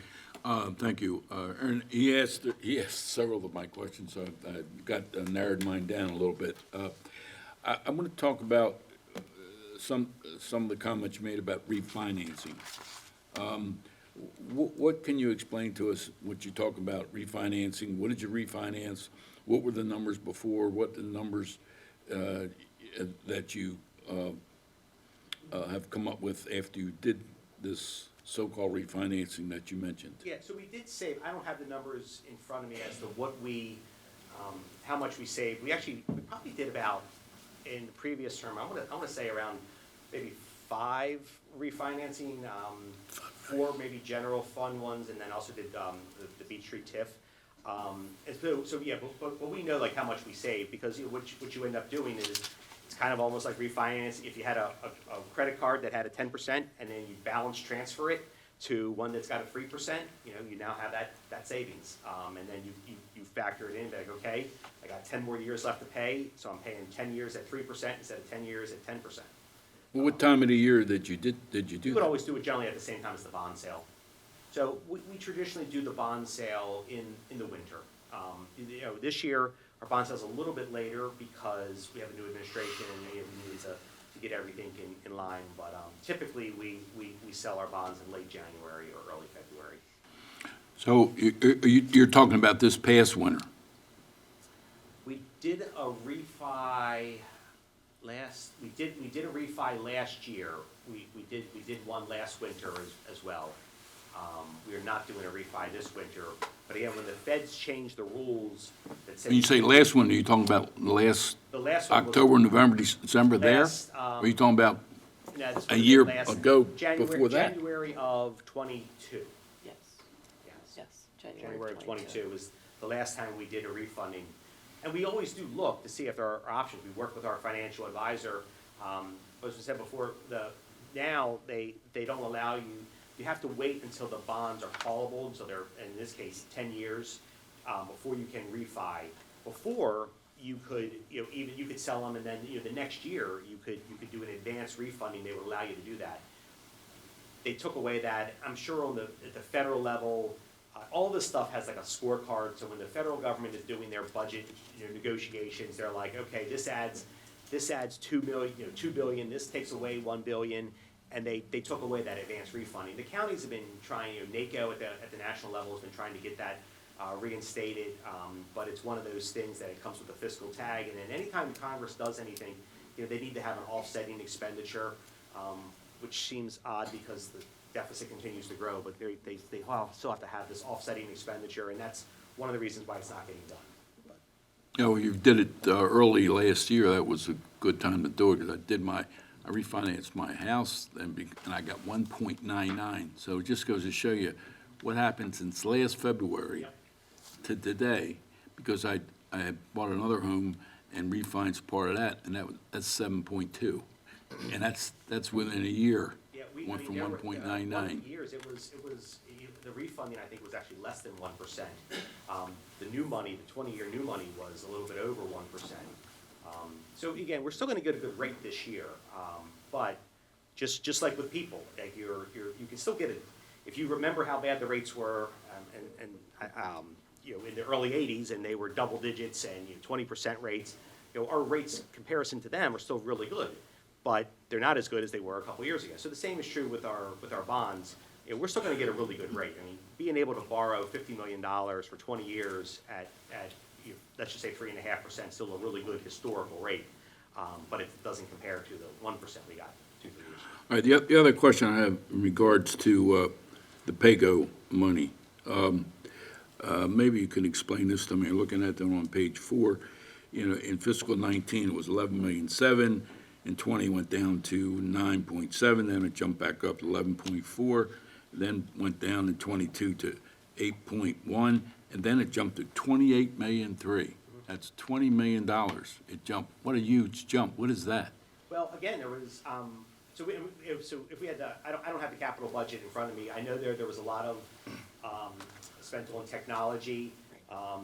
So things that are PAYGO that are off the top of my head, fleet, school buses, those school buses that the county funds, which are generally special education school buses. There were technology improvements at the schools, the libraries. There was the African American Heritage Grant was in the capital budget. That was in there. So yeah, there's a lot of different expenditures. So there was a big jump in the PAYGO portion of the budget as well as the general portion of the budget. Okay, thank you. Thank you, Mr. Guthrie. Anyone else? Thank you both for coming tonight. I'm sure we'll be in touch. Thank you. I do. Literally figuratively. I do.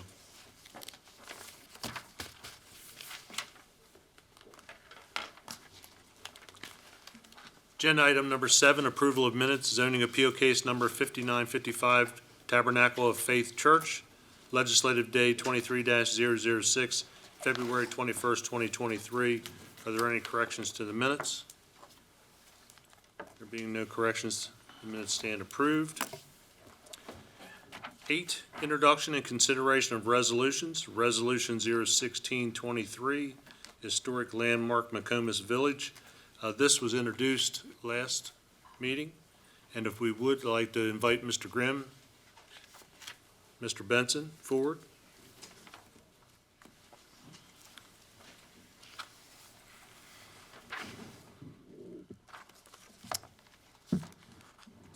Good evening, gentlemen.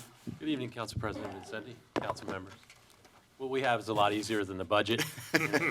It's a good thing that Robbie and Kim are doing that, because it'd be a mess if I did it, so. But thank you for having us this evening. We just want to take some brief time to go over this with you, this resolution 16-23. I'm Shane Grimm, Director of Planning and Zoning. This is Jacob Benson, our Historic Preservation Planner. And we're pleased again to be here before you tonight with Resolution 16-23 for the Historic District designation for the McComas Village Historic District.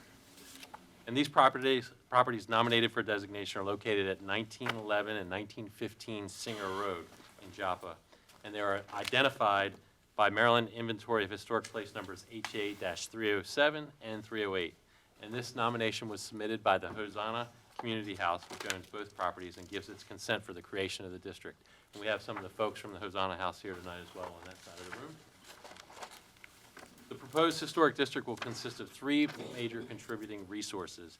The McComas Institute itself, built in 1867, the McComas Institute and Mount Zion Church Cemetery, whose earliest recorded burial is 1895, and the former Mount Zion United Methodist Church, built in 1865, and their associated outbuildings. The McComas Institute and Cemetery were designated as an individual county historic landmark in 1982. I believe that was one of our first, am I correct? Very early. The shared driveway that's shown on the property is not considered a contributing resource to the boundaries of the district, and the entire district encompasses approximately 1.02 acres. This district is significant for its association with events that have made significant contributions to the county's history, particularly the Reconstruction period following the Civil War. The district provides a window into the history and culture of Harford County during Reconstruction through the lens of the African American experience. As a center for worship, community, and education, the properties have served a vital role in the lives of African American Harford Countyans, and so embodies character, interest, or value as part of the heritage or culture of Harford County. The properties within the proposed district also have the potential to yield significant information about the lives and individuals of those who lived, worshiped, and were educated and are buried there, increasing our collective knowledge of the history of Harford County and its people. At their February 1st, 2023 public meeting, the Historic Preservation Commission unanimously recommended the property be designated as a Harford County Historic Landmark.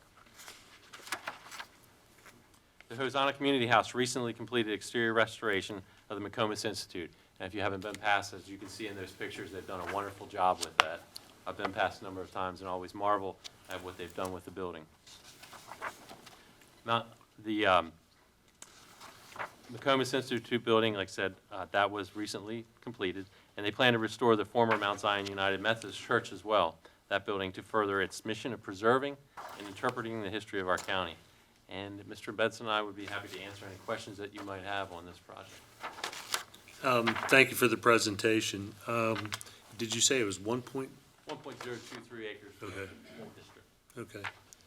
Council, it's your time for questions. Anyone? And if I may, I'd like to open the floor for Mr. Thornton. Is there anything you would like to add, sir? I'm going to defer to Dr. Barnes, who is the executive director, if she'd like to make any comments. Dr. Barnes? Good evening. Would you like to come forward, please?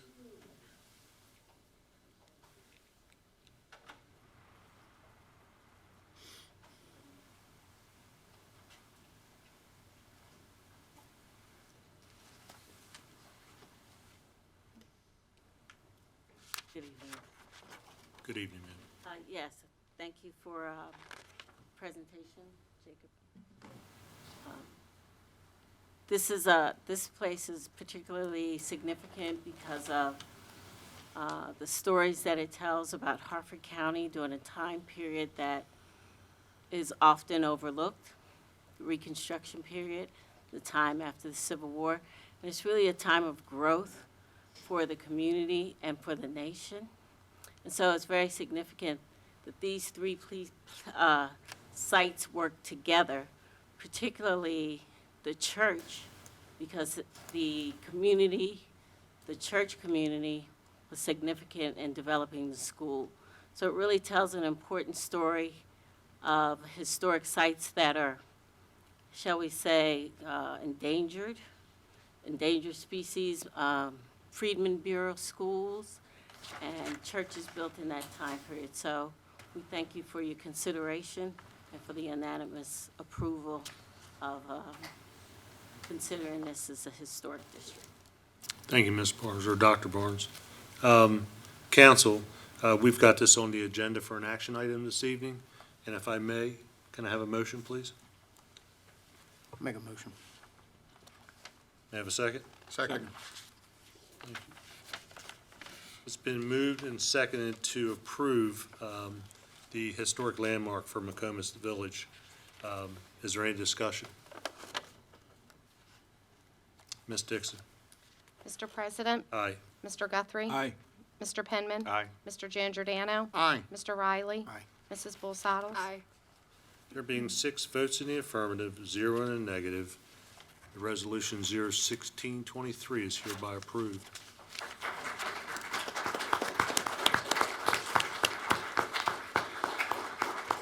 Dr. Barnes, give Daniel my best. Haven't seen him in a while. I will. All righty. Thank you, gentlemen. Thank you. Mr. Giangiordano, please read in Resolution 01723. Thank you, Mr. President. Resolution 17-23, authorization transit MTA grant application, introduced by County Council President Vincenti at the request of the county executive. A resolution authorizing the county executive to file an application with the Maryland Transit Administration of the Maryland Department of Transportation for SSTAP statewide Special Transportation Assistance Program and sections 5303, 5304, 5305, 5307, 5309, 56310, 5311, 5316, 5317, 5318 formula and discretionary operating and capital grant programs under the Federal Transit Act during the fiscal year and for any additional funds which may be available under the Federal Transit Act during the fiscal year. A public hearing is not required for this resolution. Thank you, Mr. Giangiordano. Council, this evening, we have Mr. Slivka with us, Mr. Blazinski. Gentlemen, floor is yours. Thank you. Good evening, Council President and council members. I'm here today to ask for, this is an annual request that we make for annual resolution that if you guys endorse it, would allow the county executive to go to the state, the Maryland State Transportation to allow us to get the grants which we need to operate with. So just a little background, the Maryland Transit Administration is the designated recipient in Maryland for the grants under the Federal Transit Act.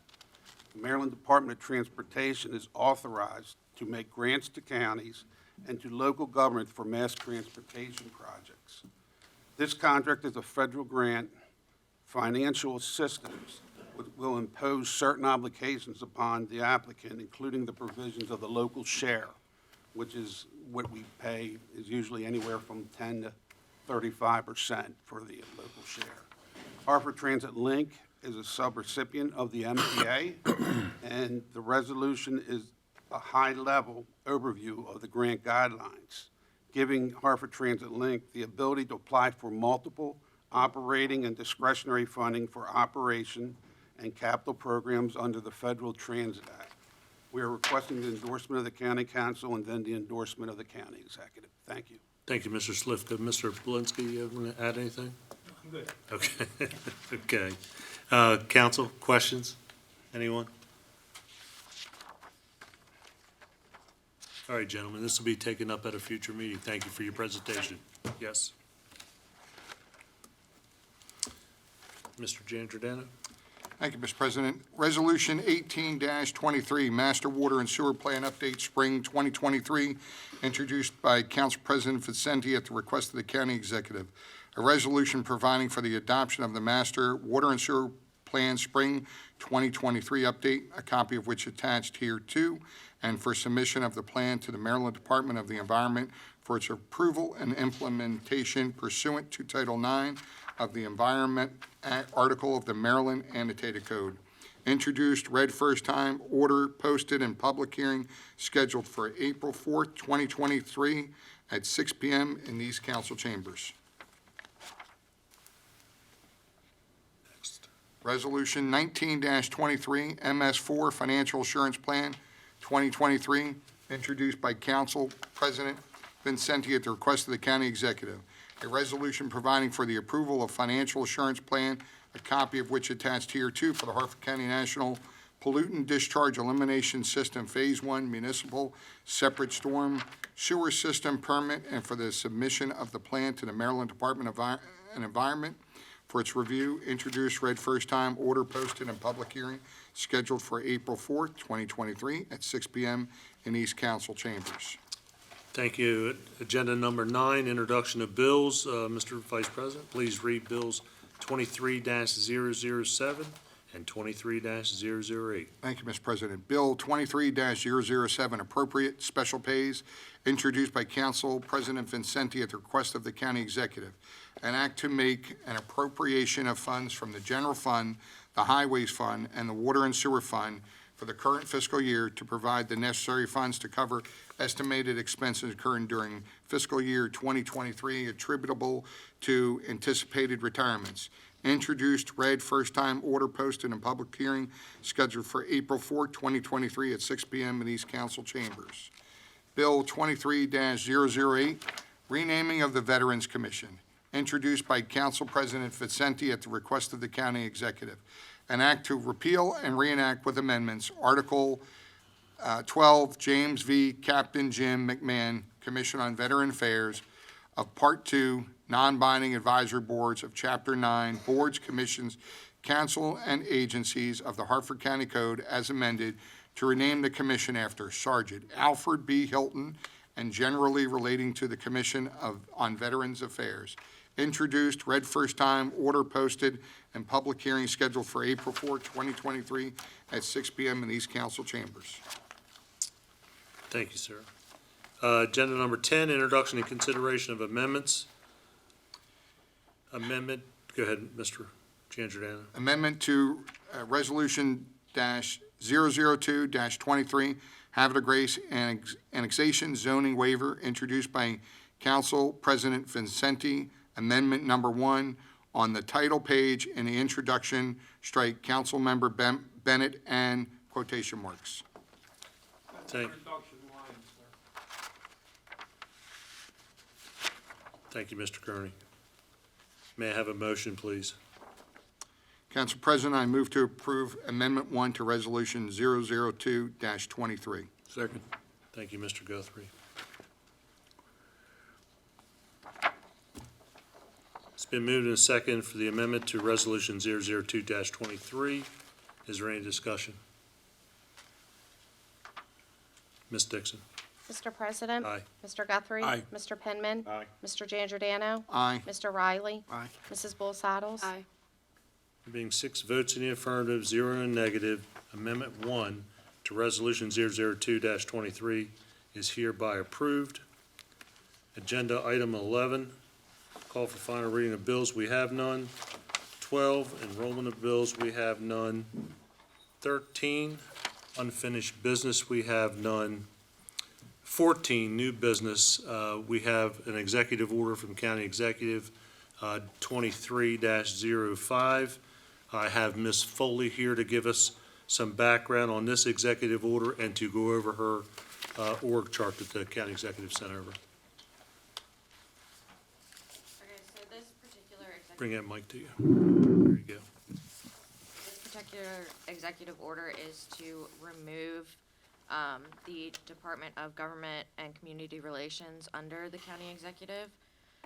So if you remember, a while back, we had a executive order to separate the Office of Community and Economic Development back into how it was, Office of Housing and Community Development, and Office of Economic Development. And then, because of that, the county executive decided to get rid of a department to make up for that. So he moved the Department of Government and Community Relations to under his staff, considering they were reporting to him anyway. So the org chart I have, the first one is from 2016, just to show how it was before. 2019, which shows the combining of community and economic development. And then the most recent one from this year that shows the separation of housing and community development, economic development, and getting rid of the government and community relations. And then the last one is just a further breakdown to show who is now reporting where. Thank you, Ms. Foley. Anyone have any questions of Ms. Foley? This executive order requires no action from the council, so. If I may, Mr. President, I Sorry. just want to thank Ms. Foley for the presentation here. I know there was a lot of different moving parts over the last few weeks when the new administration takes, and I support that to improve local government, and this is going to be helpful just to kind of understand how it all flows. So thank you. Thank you. Agenda number 17, we're going to move to comments from attending citizens. Ms. Dixon. Mr. President, we have 4 this evening. Very good. Go ahead and call your first speaker. John Malamo, followed by Janine LaCour.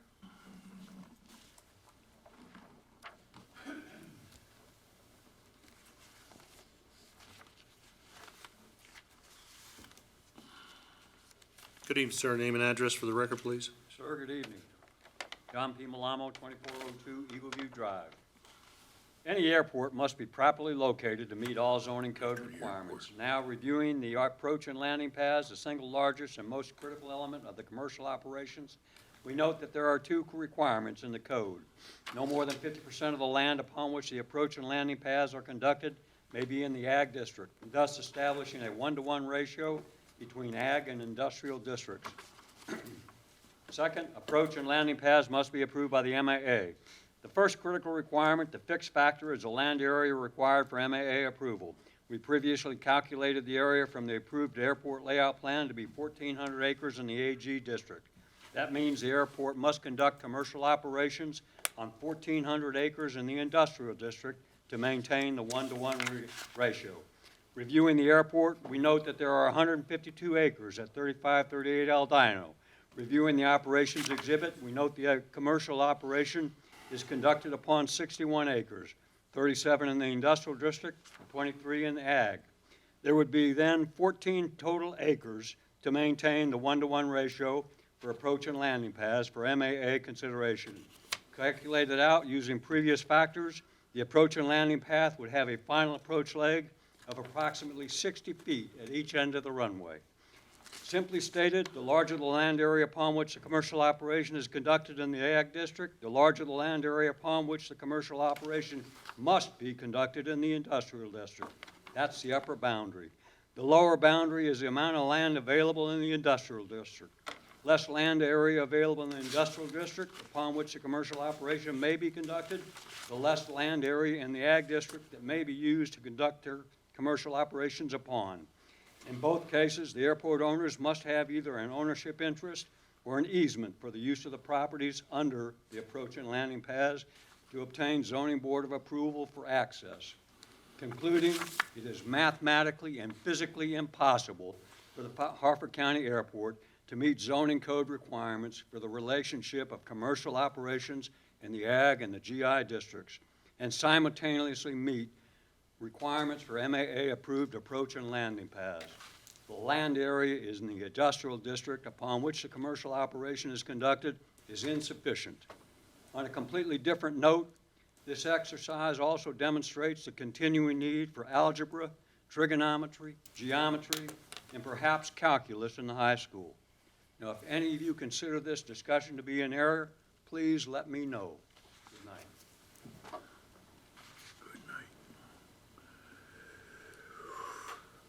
Good evening, ma'am. Name and address, please. Janine LaCour, 1820 Park Beach Drive in Perryman. Great job tonight approving the McComas Village Institute Historic District, so that's wonderful, especially as we look at Harford 250, and lots of big celebrations are planned all throughout the year. So it's a really exciting time for Harford County. And before 1773, the area that we know as Harford County was or the area that we know as Harford County today was originally part of Baltimore County. In 1661, the county seat was located at Old Baltimore, which is on the Bush River. In 1712, it moved to Joppa. In 1768, the county seat then moved to Baltimore Town, which was 5 years before Harford County became recognized as a county. So Harford County has a number of historic designations, districts, and at the state level, there's also a number of properties. I provided a lot of information for you, and hopefully you'll have a chance to review that at some point. I want to focus on two properties. Specifically, on the Harford County list of properties, there are 70 properties listed. 82.9% are located north of Route 40, and 17.1% are located south of Route 40. One of them is actually in Perryman, which is the Spazusha Church, Vestry House, and Cemetery. And according to the Harford County Historical Report, HA 1722, since at least 1993, Perryman's been eligible for historical designation as a district, and the county hasn't done anything about that. A couple of the other things I want to point out, specifically on Maryland's National Register of Properties, there's 1,500 properties. In Harford County, there's 76 properties. 59 or 77.6% are located north of Route 40. 22.4% are located south of Route 40. And given the historical prominence of this area south of Route 40, it just seems disproportionate that we don't have more properties in the south of 40, and particularly in the Perryman Peninsula. We know there were 75,000 acres of land taken to create APG. So we know a lot of properties are on that, on APG as well. But there's a lot outside of the gate that still is in existence. And there's two properties to look at, which is the Griffith House and Poplar Hill. The Griffith House is on 1120 Old Philadelphia Road. Its current status is extreme disrepair and negligent. It's actually inhabitable. The other property is Poplar Hill, which is, was a extremely important property, and it's actually no longer in existence. In its place is a Fanatics warehouse. So we've just have this complete demolition of historic properties in Perryman. Thank you, ma'am. Tammy Wainwright, followed by Janine Canito.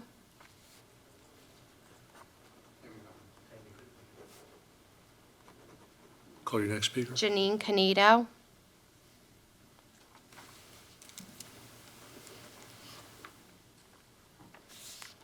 Good evening, ma'am. Name and address, please. Janine Canito, 305 Duffy Court, Forest Hill. I am going to take an extreme right turn to everything that we talked about tonight. I'm going to be referencing Harford County Code, Part 2, General Legislation, Chapter 58, under Adult Entertainment. It provides various definitions as to what constitutes adult entertainment and its different forms. An adult bookstore is defined as a commercial establishment that sells or rents books, magazines, etc., and other visual representations that describe or depict a sexual act or depict human genitalia in a state of sexual arousal. Potential owners of these kinds of bookstores need to be over 18, as do their employees, because we want to protect children from this kind of content.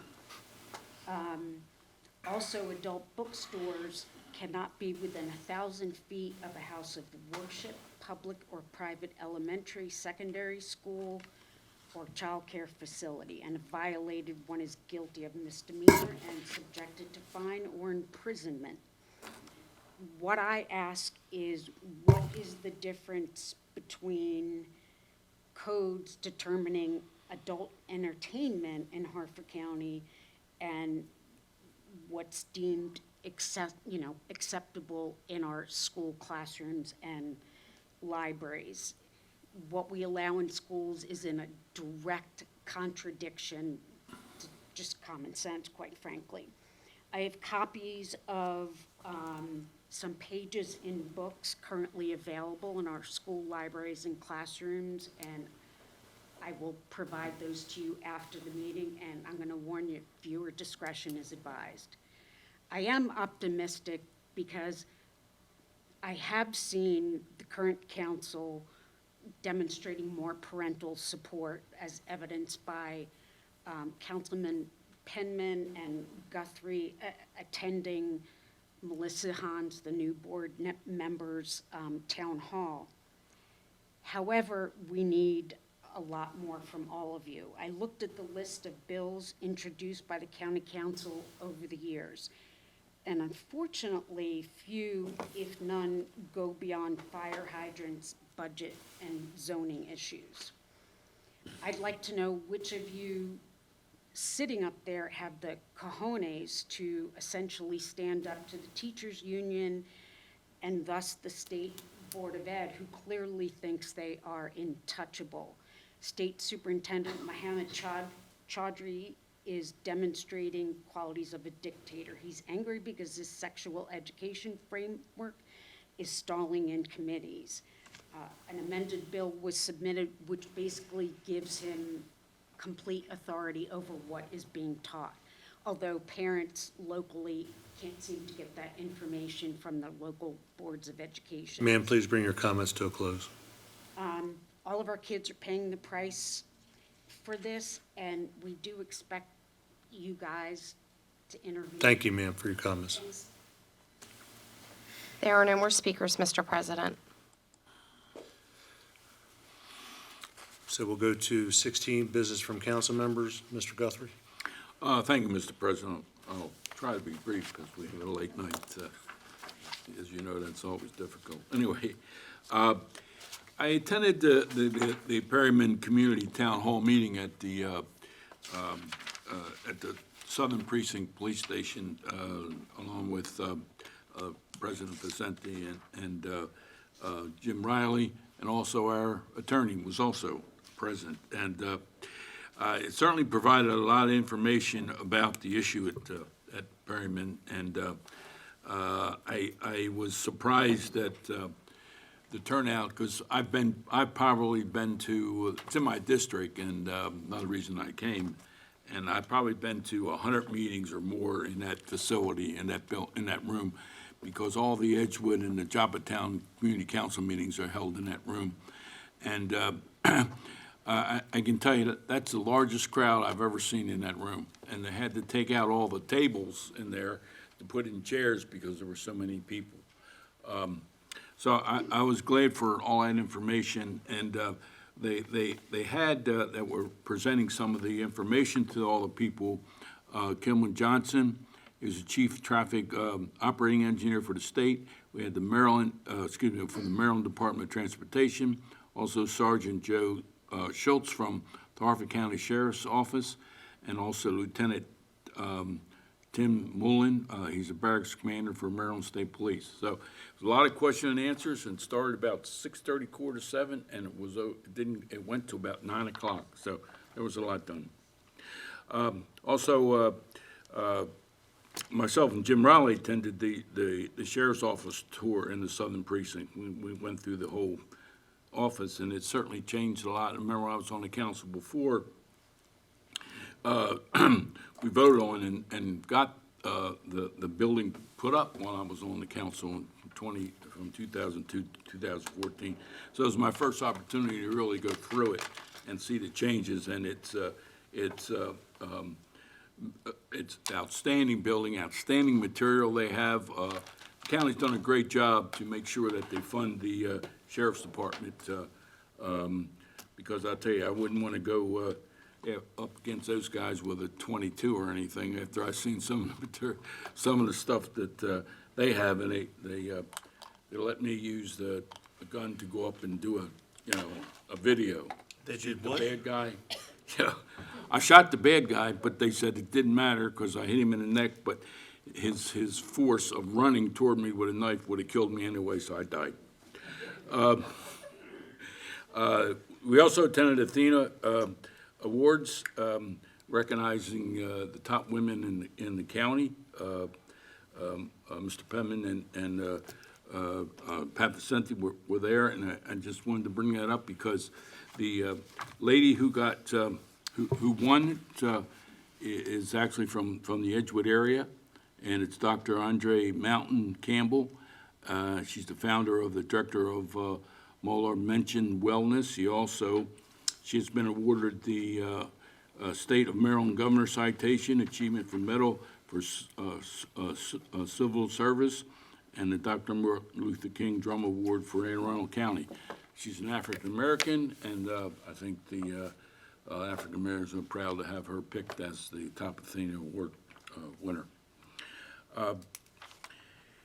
Attended the Level Fire Hall. My job was to go to Level Fire Hall. All the fire companies, are giving their awards and all that. So I went to that, their anniversary banquet up in Level, and the rest of them were on to different different fire halls for the same thing. Also, last night I attended the public hearing for the toll rate and the process for the northbound extension of the I-95. It was basically a town hall at Joppatown High School. I was so surprised because I remember way back when they were talking about building and extending 95, particularly there at 152 and 95, where really the bulk of the construction is going on right now. That talking 10 years ago or something, they were talking about it, and everybody was all excited about it. We had all kind of meetings, all kind of people turned out. Well, they had this, they put on their dog and pony show at Joppatown High School. They had all the kind of material. It had 20-some people who put on this. They had the people who work for the MTA who were on that board. They were all there. They were sitting up front. There was about 8 or 10 of them, and the people signed everybody in that were going to testify. Well, let me tell you something. It was embarrassing. You know how many people showed up at that hearing? 3. And I was one of them. There was only 3 people showed up for that big hearing and all that stuff that they brought forward. I couldn't believe it. I guess they're happy with what's going on in 95, I guess. And in closing, on a lighter avenue, I just thought I mentioned something to all my Republican friends, because there's a senator in Florida, okay, a Republican senator in Florida, who's filed a bill to outlaw the Democratic Party in Harford County, in Florida. And that is absolutely true. It's not a joke. It's Senate Bill 1248. It's called the Ultimate Cancel Act. And this guy's name is Blasey Ingonzolia, something like that. I think he's an Italian. He's related to Tony over here, I think. But they've introduced that bill, and God knows where it's going to go, but I would expect that. And then I asked Pat a question. He didn't know the answer until I told him. Who here knows who the first president of the United States from the Republican Party was? Anybody want to holler it out? No, we don't want to holler out in the chambers. You're kidding. Nobody here knows who the first Republican president of the United States was. What's that? Lincoln. Lincoln, did you say? I did. You're right. Abraham Lincoln, believe it or not. Thank you, Mr. President. Thank you, Mr. Guthrie. What's that? Ho, ho, ho, ho, ho. Mr. Penman. I give you a bottle of water for winning. Mr. Penman. Thank you, Mr. President. I have a few things to discuss. I was reading an article 2 days ago regarding the city of Atlanta, and it had nothing to do with Democrat and Republican parties, though, who initially defunded police, and now they have approved spending $90 million on a police training center. According to reports, Atlanta approved the new training facility to boost morale, improve hiring and retention issues, and to improve the training for law enforcement. Unfortunately, a domestic terrorist set construction equipment on fire this week to that training facility, but it's still on schedule. As many of you know, I've advocated on several occasions for the county executive to move forward with the previously approved and funded Harford County Sheriff's Office Training Center and new precinct in the central, which was much cheaper than Atlanta's training center. I'm encouraged by recent conversations with the county executive that the project may be moving forward. My hope is the project is reinitiated and that the construction or much-needed renovations are expedited so that the community can be better served by improved police response from the new precinct and enhanced training for our deputies. In reference to term limits, myself and Councilwoman Bull-Saddles have submitted the paperwork to begin the petition for local referendum to establish term limits for Harford County council members. We will begin soon attempting to collect 10,000 signatures so that voters can decide if they want term limits on the ballot during the 2024 presidential election. So stay tuned on how you can participate if you're interested. I want to thank the Harford County Public School Budget Team for sitting down with myself and my Citizen Budget Advisor, Brooke Schertzer. We were able to ask a lot of questions to better understand the public school budget process so that I could be better prepared going forward on the upcoming budget process. And finally, concerning the chicken legislation, myself and Jessica Blake, who's here, also met with the Directors of Planning and Zoning. Mr. Shane Grimm was here earlier, and licensing and permitting to finalize the considerations for the future chicken legislation. We will be wrapping up some of the language and logistical issues, but hope to have a bill produced or introduced within a month. And with that, that's all I have, Mr. President. Thank you, Mr. Penman. Mr. Giangiordano. Council President, I passed on. I love it. Mr. Riley. I just got a couple of things. I did attend the law enforcement graduation, and I wish the 30 men and women there safety and doing their job. Also, we took a tour of the sheriff's facility, as the councilman from A said.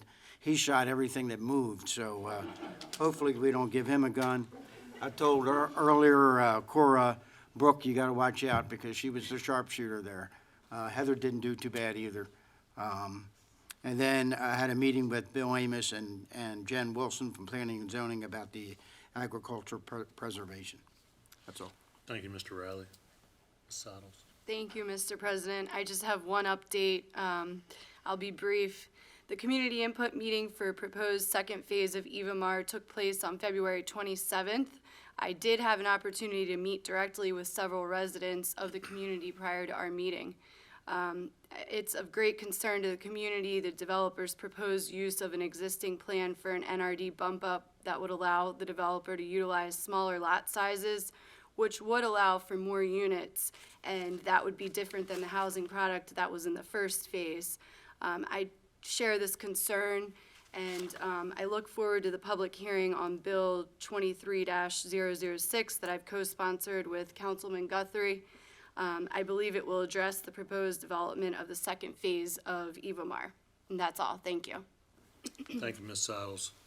Agenda item 15, business from the president. I mean, as I say all the time, you can hear from their comments. Council members are out and about every day. I too did attend the 3P Town Hall, found it very interesting. Jeannie and I had the pleasure to read to the 5th grade class at Darlington Elementary this week. We did attend the Athena Awards, as Councilman Guthrie talked about. He forgot to mention Ms. Cuneo, the winner of the Young Professional Award. It's an outstanding event, highlights and just does an outstanding job to highlight the women in our county and their strength. And I think the word they used, Dr. Felder used, was fierce. And yes, the ladies are fierce. So congratulations to all of them. I had the pleasure to attend the Harford County African Americans Caucus meeting Saturday. Sat in the hot seat for about 40 minutes, but it wasn't too awful bad. I look forward to going again. Attended the Harford County Farm Bureau Bull Roast with Councilman Penman and Councilman Riley. And then also Miss Harris went in my stay for the Level Volunteer Fire Company's 70th anniversary, and I appreciate her doing that. From time to time, we get calls from citizens that we don't have the answers for. So we're always looking to reach out to partners here with us, and one that recently I had the opportunity to reach out to was the Veterans Commission. Had a family or a citizen call me in reference to a concern for a family. Her husband was military, passed away, and they were having difficulty finding his DD-214 papers, and they could not get hooked up with the funeral home. So I right away reached out to Colonel Brown from the Veterans Commission. He was able to take the call and work with Mrs. Hubbard to get the information needed, and I'm happy to say that Mr. Hubbard was laid to rest yesterday at the Maryland State Veterans Cemetery in Crownsville. So you never know who you're going to need to get things done. It's not just us. We have long tentacles that reach a long way to get things done. And then lastly, Jeannie and I want to express our deepest condolences to the Cowden family and friends on the passing of Henry Cowden at the age of 94. Passed away at home peacefully. Hank served as a member of the National Guard, U.S. Air Force, and as a radar observer. He also was a scoutmaster for Troop 966 in Havre de Grace at St. Patrick's Church for several years. And most notably, he's the grandson of the famed carver Joseph Cowden from Aiken, Maryland. Many of you probably never heard of Aiken, Maryland, but just an outstanding carver in his time, and Hank was extremely proud of his grandfather. So we ask you all to keep the family and friends in your thoughts and prayers. And with that, we'll adjourn the meeting. Thank you.